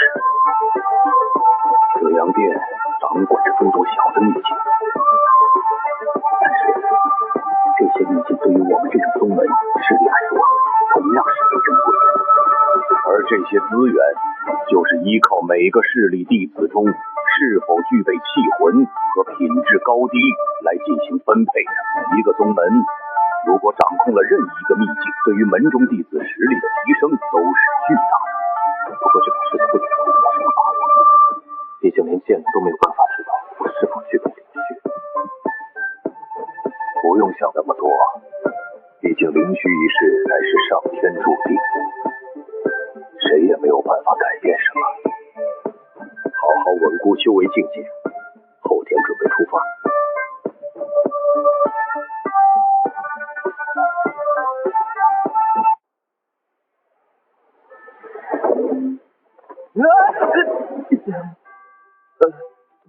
抱歉，楚长老，起来晚了。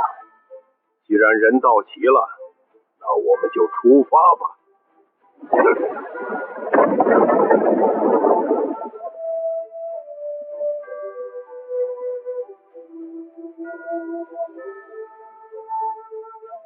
师傅，于虽安上船了。罢了，我们要快些赶路，争取早点到紫阳殿。小包子就交给你了。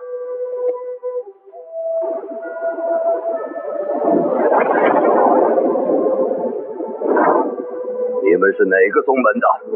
我乃苍云剑宗长老楚云天，此番携弟子前来测试灵虚。老夫紫阳殿供奉宋儒，专门负责接引各位，请随我来。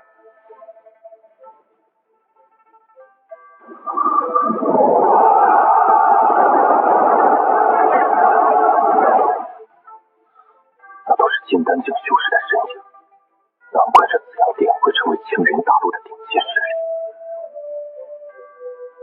楚长老可是100年前成就过元婴之境，早已是过往之事，这辈子都未必能再入元婴了。果然是苍云剑宗被称为800年寿元的金丹剑修，还劳烦诸位要等上2日其他宗门的人了。这2日可以在殿中随意转转，但是要注意，有些地方可能不太方便，还请理解，不要乱跑。那这2日就麻烦道友了。想休息的就回去休息一下，但是你们要记住，这是别人的地方，收敛一下脾气，切莫起了冲突。是。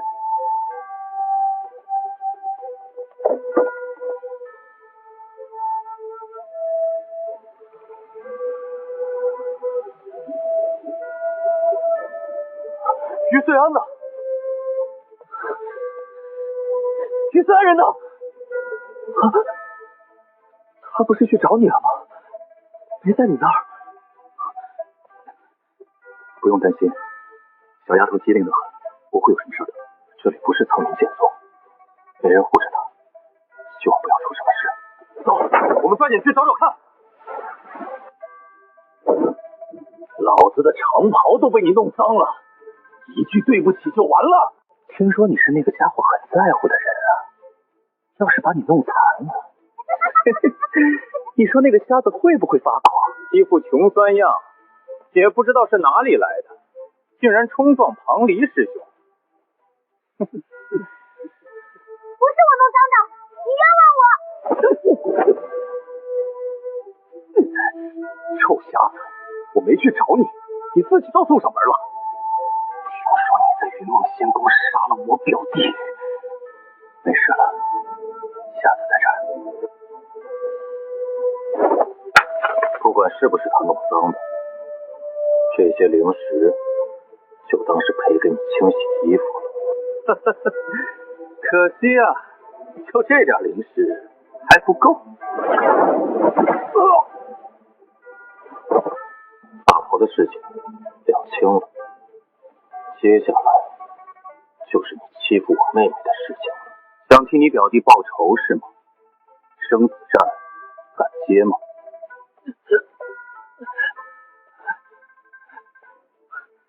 就凭你生死战？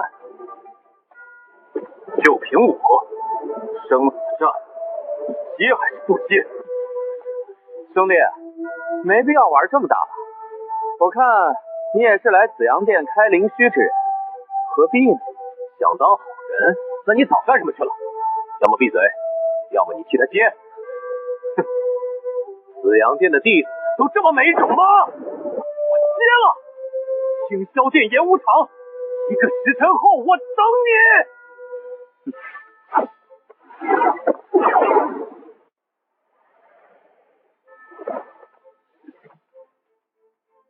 楚爷爷，不怪小瞎子，是我闯祸了。没事，你先回去睡觉吧，爷爷不怪他。对不起师傅，我当时没忍住。一帮废物，竟然能让紫阳殿的弟子都欺负了于岁安。徒儿在，紫阳殿而已，这战书下得好，放心去战，出了事老夫给你兜着。不就是个立灵虚吗？就算紫阳殿不给我们测，老夫带你们去灵雾殿，当真欺我苍云夫人。师傅放心。楚道友，你这门下弟子怎么能和那庞离下了生死泪呀？哦，怎么？紫阳殿的弟子打我孙女在先，我徒弟开口下战书有何不可？既然都是各自的门下弟子，不然就把这生死战改成普通比武吧。只是一点小冲突罢了。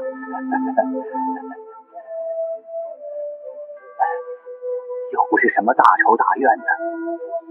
我不管那弟子的师尊是谁，回去告诉他，不改。若是他师尊不服，尽管可以在弟子战之后来找我楚云天。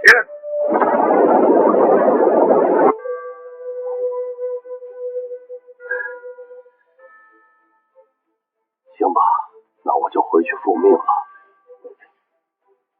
我要你们所有人都记住，既然选择了当一个剑修，那就理应出剑无忌。何为无忌？就算他紫阳殿是北域顶尖势力又如何？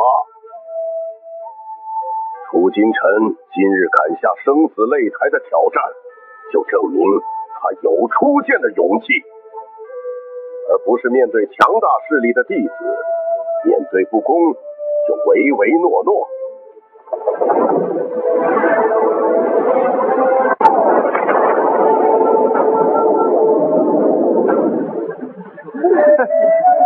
想不到这下战术的竟然是个瞎子。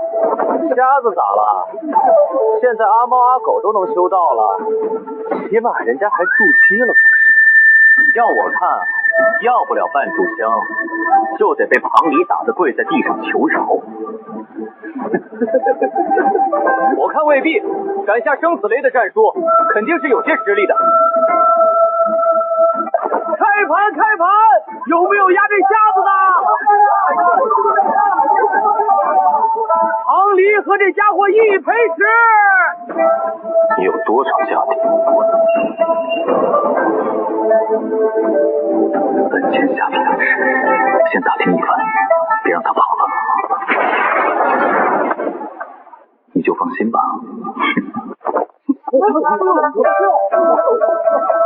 下品凌迟，共计6500块，压我楚哥，希望你赔得起。6500块，我接了。我胖子搞赌，言出必行。只要你赢了，拿着玉钱来找我。我叫唐如，一个金丹境后期的长辈，竟然对一个筑基施压。紫阳殿的长老都这么不要脸吗？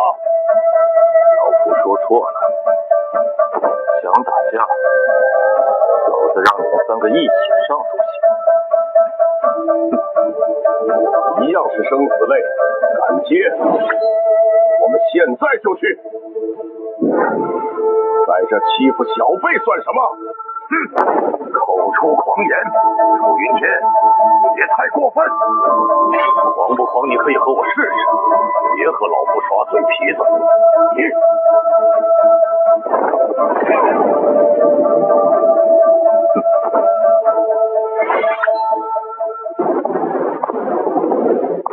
云天，你和他们一般计较干嘛？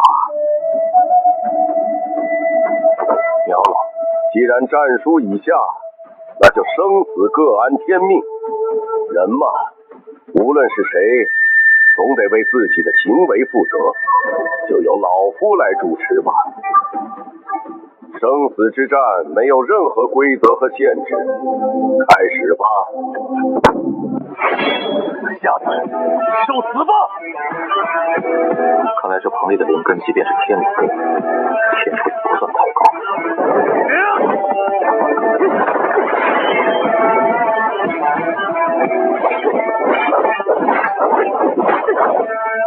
你的实力就是这样，未免也太让人失望了。我的手呢？你之前的嚣张气势，还是说你表现出来的？此地荒芜，只是你紫阳殿弟子的事。也得意的太早，我的杀手锏还没出呢。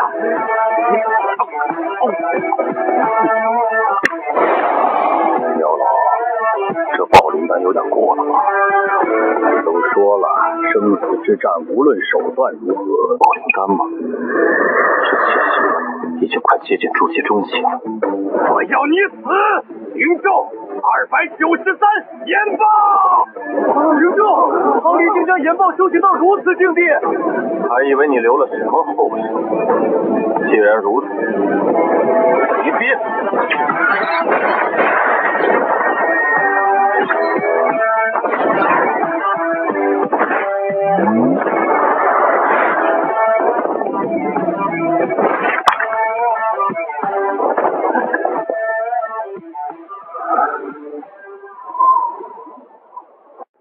就算赢了又怎样？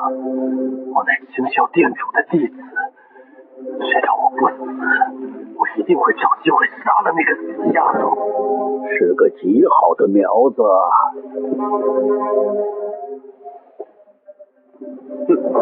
胜负已分，你已经赢了。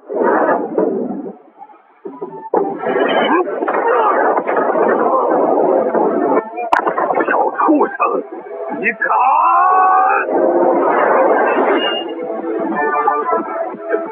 你敢动一下试试？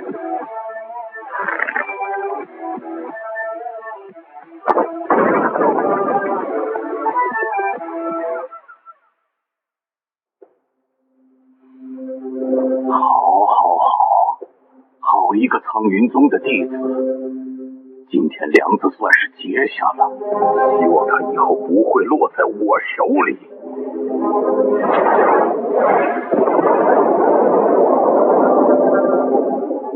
不用想着我残忍，今天若是我落入下风，我相信庞离一样不会轻易放过我。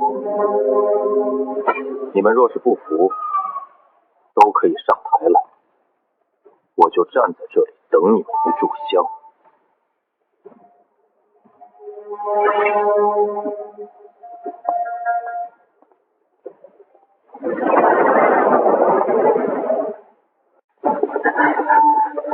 那楚京城戾气也太重了吧！就是杀人，倒是也杀过去了。可像他这样虐杀的，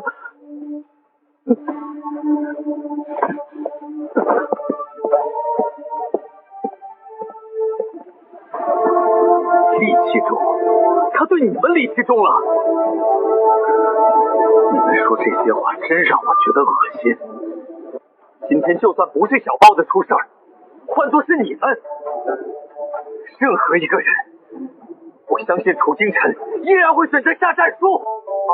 你们记住，他守护的不仅仅是于岁安一人，更是苍云剑宗的所有人。若是今天他对着紫阳剑弟子卑躬屈膝，明日整个北域所有宗门都会知道，苍云剑宗的弟子都是软骨头。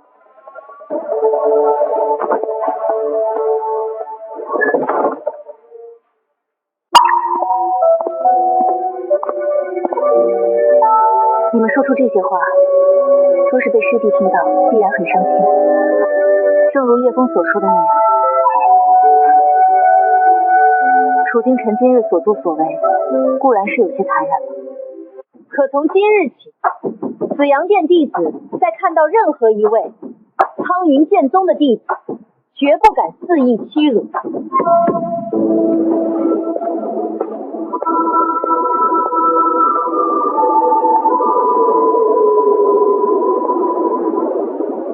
以后要学会控制自己的心境，千万不要让自己心中出现心魔之症。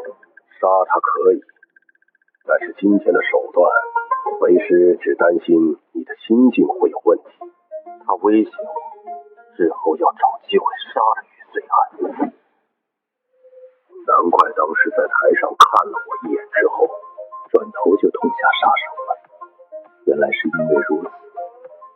这几日修炼之前，都服用一颗静心丹在修炼，不要影响了心境，怕你日后会生出心魔。行了，早点回去休息吧，明天应该就可以测试灵虚了。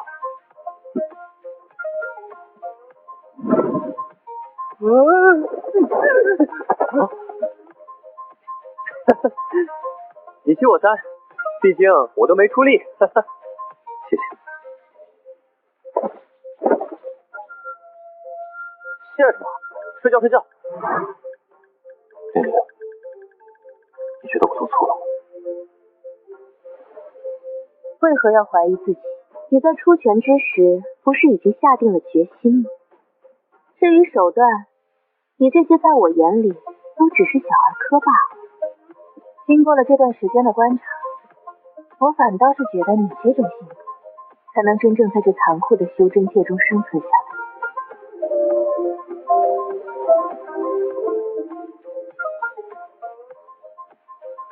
是啊，我在出拳之时已经坚定了心中想法，又何必纠结？这一夜的紫阳殿并不平静。郑浩回到殿中后大发雷霆，但他却不能表现出来，因为苗老已经点头默许了这场战斗。苍云剑宗的弟子都来了吗？苍云剑宗昨天就来了。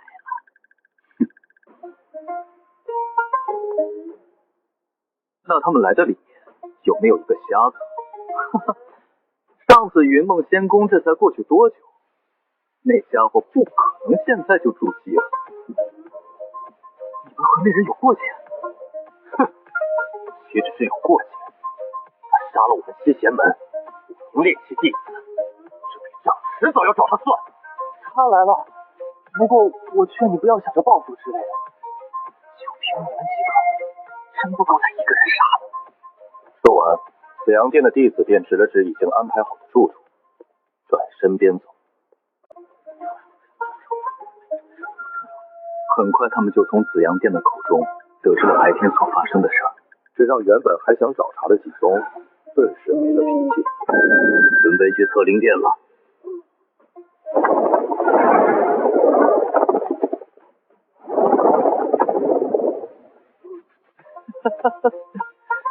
楚兄、叶兄，你们两个果然在。哟，上次的伤势都恢复了？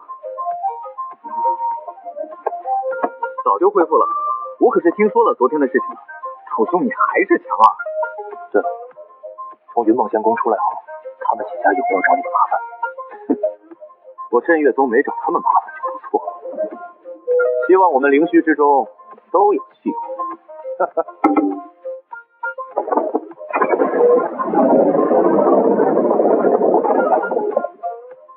诸位可以先进来。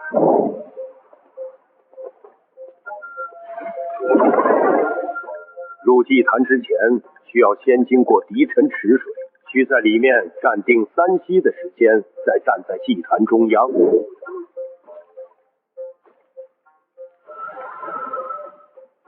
废物！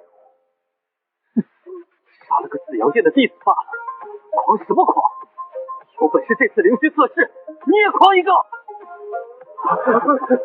你什么灵根？老子木系天灵根。怎么？难不成你是废灵根？哦，木系天灵根是挺厉害的，可惜啊，你们怕是不知道我是圣品灵根吧？还是哪一系的？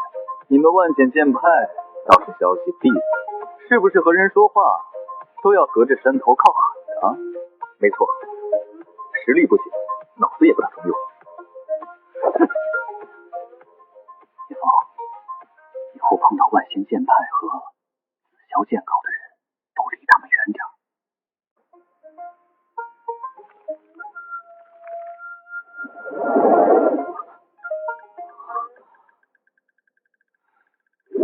下面就从苍云剑宗开始吧。那就你上吧。你爷爷到底是谁？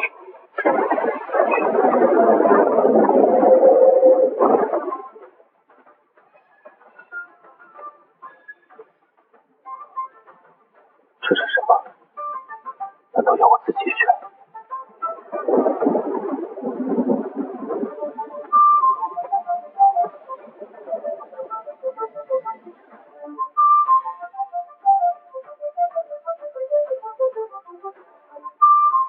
你会找到比我更合适的主人。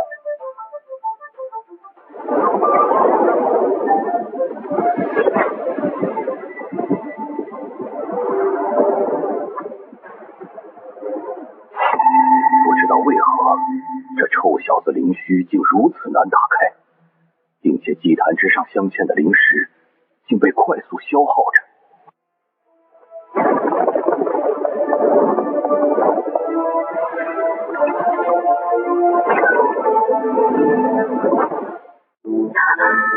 续米九宫诛仙文，苏璇，你到底是谁？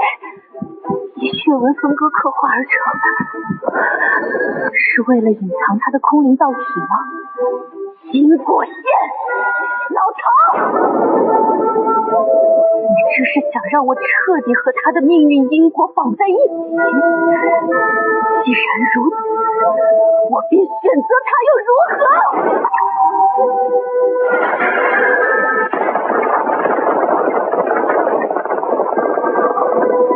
剑灵，是你吗？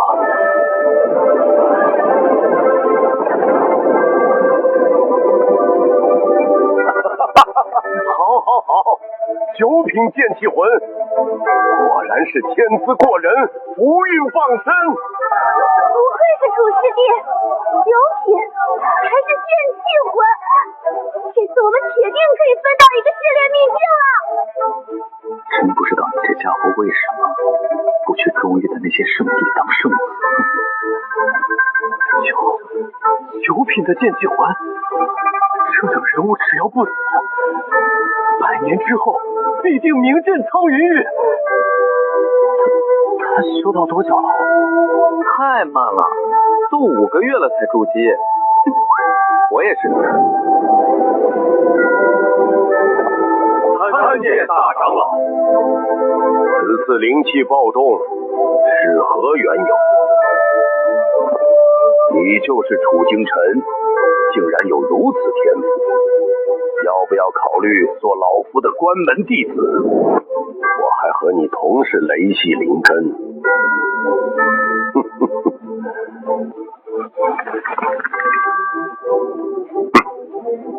有了师门又如何？做我古雄的弟子，才不会埋没了他的天赋。紫阳殿也有足够的资源支撑他的消耗。晚辈楚京晨拜见古殿主。你意下如何？不用担心已有师门的问题。修仙界中良禽择木而栖，改换门庭之事并非罕见。晚辈本就出身低微，入门之时也只是个乞丐。承蒙苍云剑宗不嫌弃，和紫阳殿的电讯一样，心胸宽广，说是退出这样的宗门。那日后若是还有更强大的宗门想让晚辈过去，到那时小子我是去还是不去？所以承蒙前辈的抬爱，是小子我不识抬举，恕晚辈很难从命。苍云剑宗好福缘呐！你小子这番话说的，让老夫都有些无地自然了。既然如此，希望你日后能够仙途坦荡，早日踏入更高的境界吧。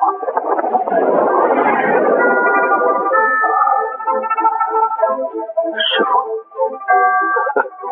臭小子，我还以为你是那种冲动的莽户，想不到人情世故上你也是一套一套的。要不是你这一番话说的滴水不漏，我都差点想带着你跑了。看得老夫我都是捏了一把汗。古殿主的脾气是出了名的不好。好了，继续测试吧，我把石柱换一下。他就这么把一位半步化神大能给拒绝了，而且他还安然无恙。日后此人能不招惹，就一定不能招惹。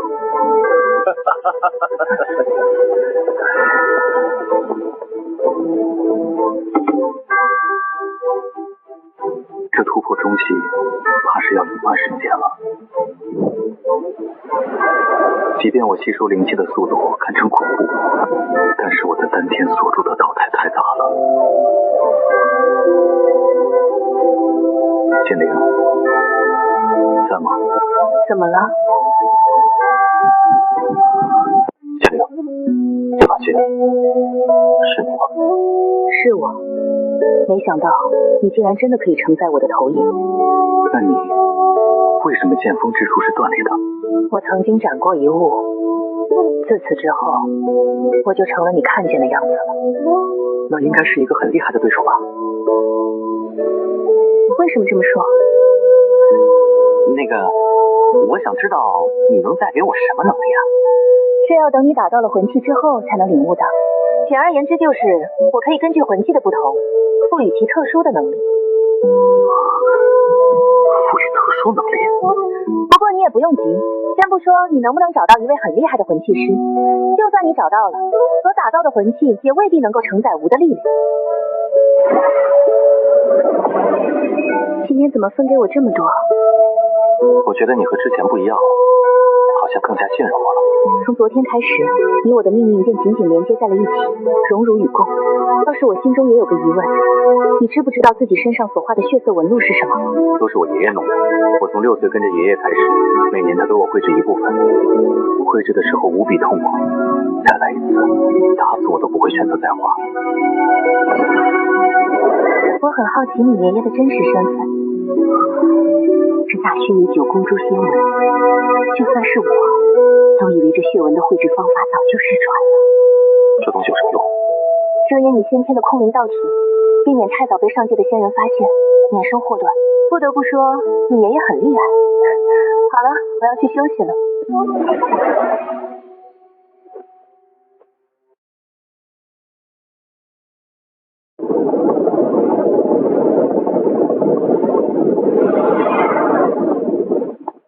这次你可要好好奖赏金晨和叶枫了。赏，开赏！黄雷锋弟子楚清晨觉醒9品剑气魂，为苍云剑宗争取到了1座试炼秘境。培元丹10瓶，宗门积分3000，下品灵石5000，地级生灵台使用1个月。入藏书壳1次，可任选2本功法秘籍。叶枫，赏培元丹3瓶，积分1000，下品灵石1000，全级生灵台使用1个月。宗门穷啊，理解理解。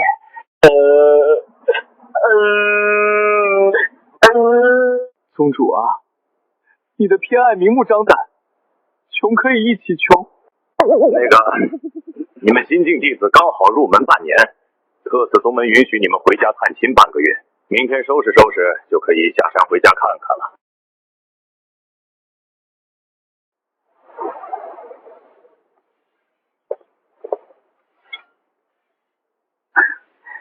你怎么还在这儿？不准备回家看看？算了，不回去了。我爷爷不在家，回去没啥意思。你呢？我回去了也是碍我爹的眼，还不如不回。要不要我带你去个修炼之地？难道是宗门之中还有什么特殊的地方我不知道？我就说你小子修炼速度这么快，肯定是楚长老给你开小灶了。什么叫做开小灶啊？这地方可是我自己发现的，我管那地方叫红尘炼心。炼心的秘境？别那么多废话，你就说你去不去就完了。去，我倒要看看你小子为什么能修炼这么迅速。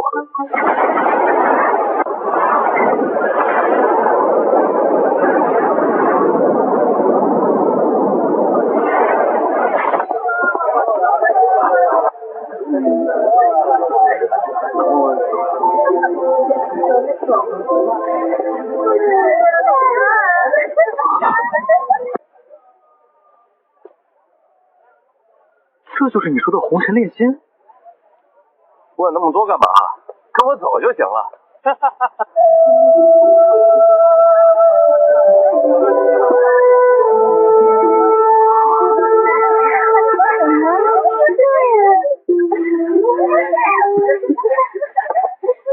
行了，你们都下去吧，我兄弟都快喘不过来气了。红尘炼心的威力果然名不虚传。家里出事了，我得回趟族中。我跟你一起去吧。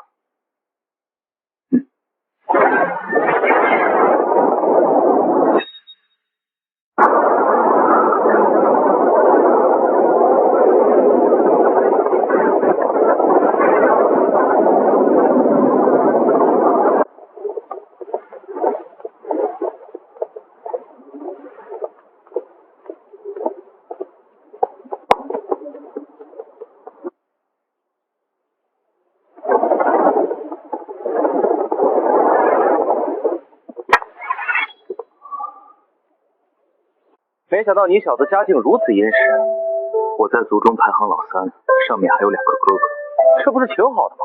有什么郁闷的？我是庶出，看来叶枫以前的日子或许并不好过。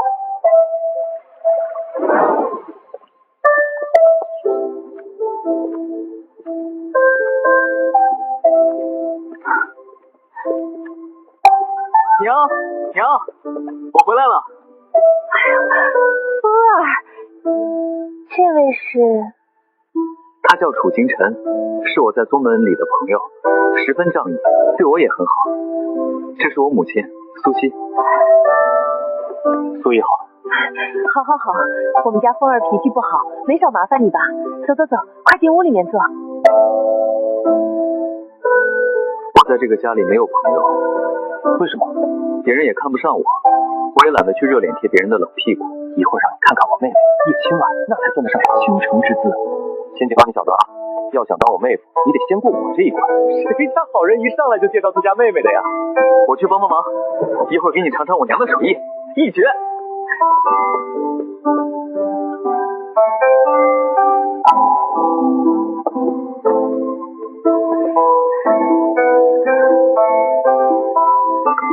娘，青儿呢？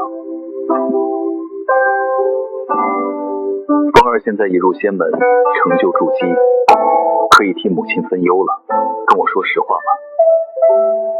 是长大了，青儿应该在你父亲那里，你去看看吧。记住，不要和你父亲吵架，其实他并不是你所想的那样的。放心吧，素姨，我会看着他的。这次算是把叶家逼得走投无路了。叶青儿，我要定了。说话之人是谁？叶家出什么事儿？曾兄，你就大人大量，看在这么多年我们两家交情的份上，再多宽容我2天。老爷啊，不是我不给你宽限，而是这批货可是供给大宗门的，你若再拿不出货来，那可就要接之前的条约，赔付100倍违约金了。一旦毁约赔偿，整个叶家都被掏空下底，其他有生意来往的家族也会相继解约，叶家会瞬间陷入万劫不复之地。我又何尝不知道违约的代价？可我现在根本调不出来这么多的货。老爷啊，别说我不仗义，倒是还有一个法子。你们家青儿也是大姑娘了，不如与我家曾儿。风儿，你什么时候回来的？你后面这位是？等等，你筑基了？这是我朋友。先过来坐吧。想不到你们家老三都筑基了啊！恭喜恭喜！怎么和我摔杯子？曾书恒，既然已经打算好了的事情，又何必在这装模作样，摇尾秦莲的戏法？这么多天，我叶天鹰也都做尽了，还真当我叶家怕了你不成？哼！我今天就把话撂在这里，要不把货补上，要不就2家联姻，不然后果自负。做梦！青儿嫁给谁也不会嫁给你们曾家。一个堪堪筑基的小屁孩也敢对我大声呵斥。叶天鹰，我看你这家教不是很严啊，要不要我替你管教管教？你帮我管教试试，你是不是太把你曾家当回事了？若不是你踩了狗屎运突破了金丹境，你曾家连个世家都算不上。在我眼里，你们曾家就是个暴发户罢了。好好好，希望3天后你还能如此嚣张。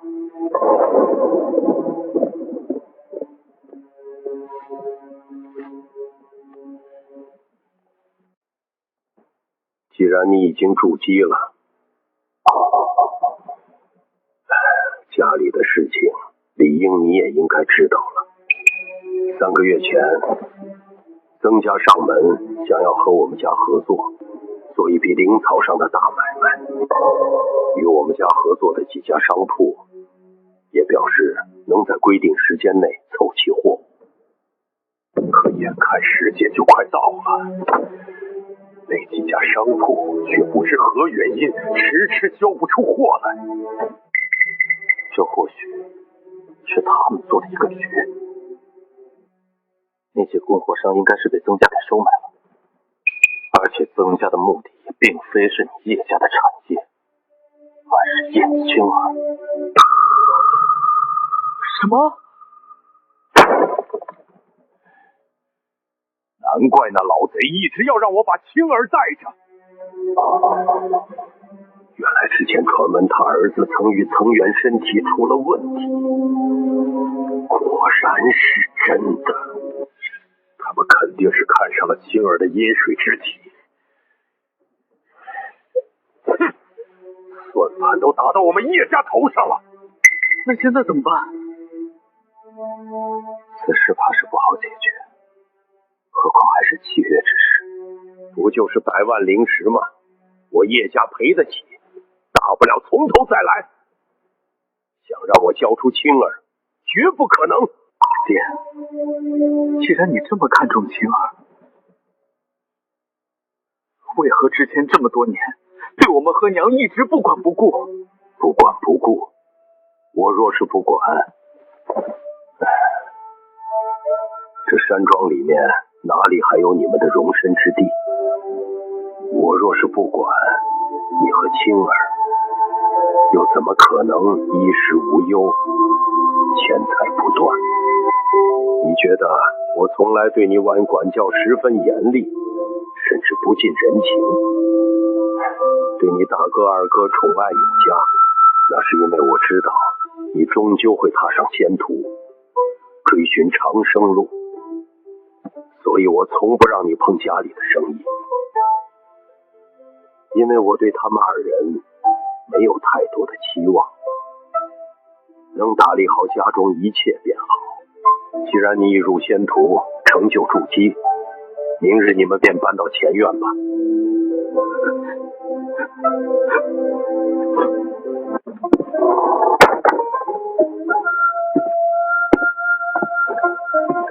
看来这件事怕是只有我推罢了。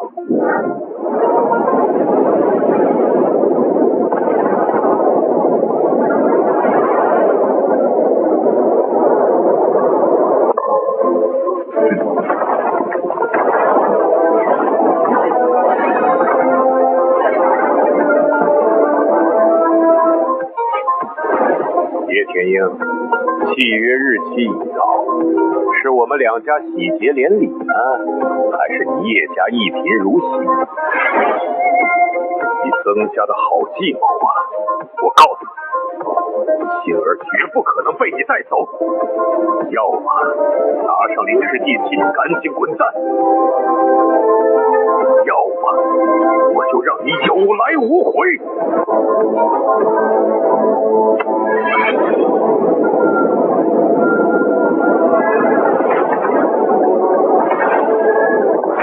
曾书涵，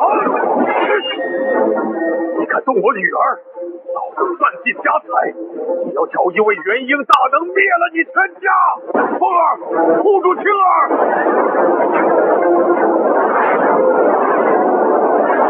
灵咒，雷枪，好手段！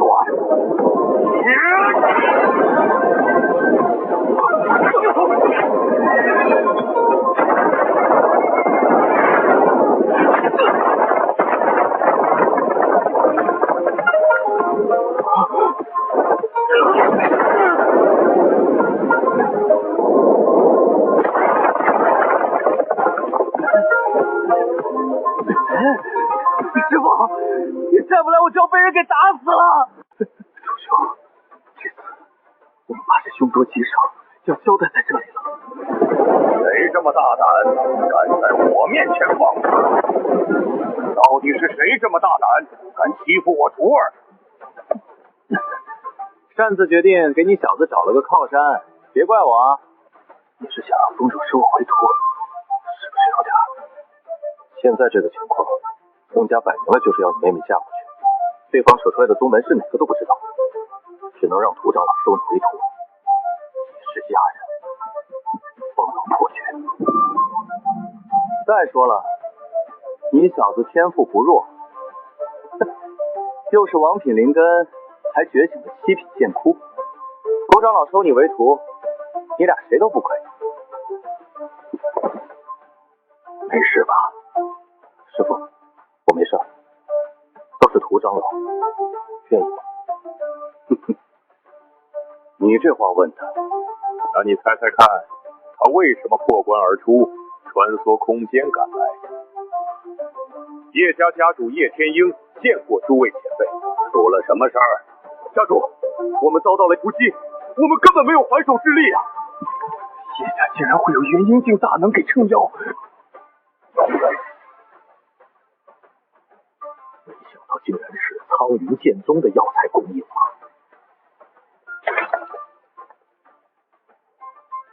很好，从今天开始，苍云剑宗会和你们曾家切断任何药材生意上的往来，日后所有的需求都交给叶家来做。而且我今日可以不杀你，但日后叶家但凡出现一点点的问题，我都会算到你们曾家头上。叶家死一人，我就杀你曾家100人来赔。听懂了吗？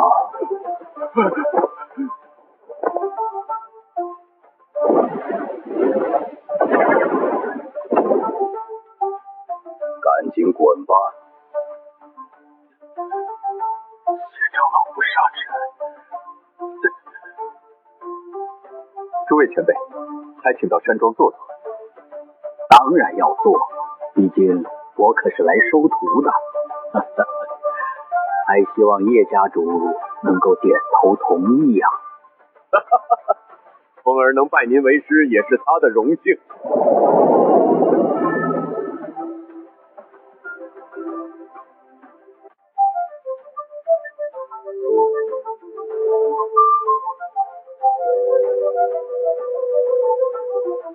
这小子身子骨也太好了，伤这么重，竟然恢复得这么快。你身上的血色符文是怎么回事？也没什么，我爷爷给我画的，不知道有啥用，对我也没什么。明明那纹路十分玄妙，但却不知道有什么意义。这臭小子的爷爷最少也是一个元婴境的大能，甚至是化神境修士也未必不可能。先吃点东西吧，吃了之后我帮你换药。药膳还是添加了灵草和妖兽肉的。师傅，这不会是宗门里给您准备的吧？吃你的就是了，是我让他们准备的。你小子受了伤，吃好点好养身体。宗门的资源只够开启一次试炼秘境的，我可不让你小子赶不上。师傅，对于我杀人的事情，你好像从来没有多说过什么。哼，说个屁！他们都进到宗门境内的，难道那种情况下我会说你没有留活口？再说了，斩草除根，这是修仙界结仇之后的第一铁律，你一定要记住。一旦们之间产生了冲突，只要有机会，一定要下死手，能杀则杀，千万不要心慈手软，或者有所顾虑。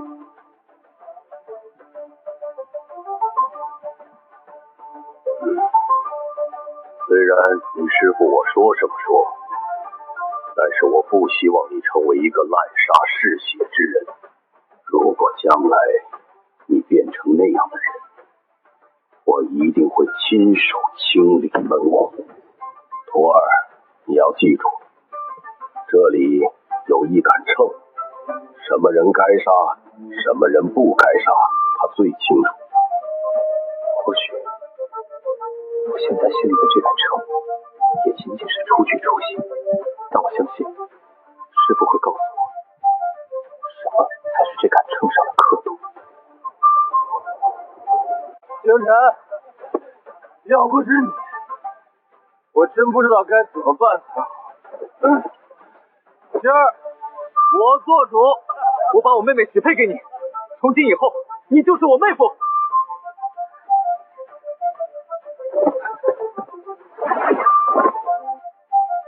楚京晨，你知道吗？我从小就觉得父亲不喜欢我，冷落了我们一家人。可经过了这件事，我突然发现，我好像对他一点都不了解。你父亲敢3倾家财赔上百万零食，就足以可见他并非不在乎你们。是啊，我还以为他会选择牺牲青儿，保全整个叶家。怨气消了一些，还要看他后面怎么表现。谢谢。有涂长老当你的师傅，日后前途坦荡。家中不用惦念，你就全心全意的把心神放在修炼上就可以了。储物戒里面有一个玉瓶，回头送给你朋友，人家帮了这么大的忙，不能让人家空手而归。爹，对我娘好点。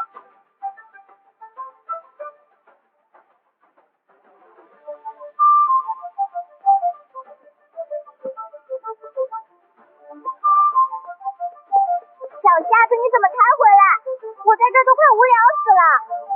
小包子，你练气2层啊？我也不知道咋回事，反正那天路上跑着跑着，突然感觉身边有绿色的小光条，我就抓起来往嘴里塞，然后就练气了。没想到这小丫头修炼天赋这么好，她还不到7岁。什么叫跑着跑着就练气了？走，今天瞎子哥哥必须好好奖励你。好呀，你真好。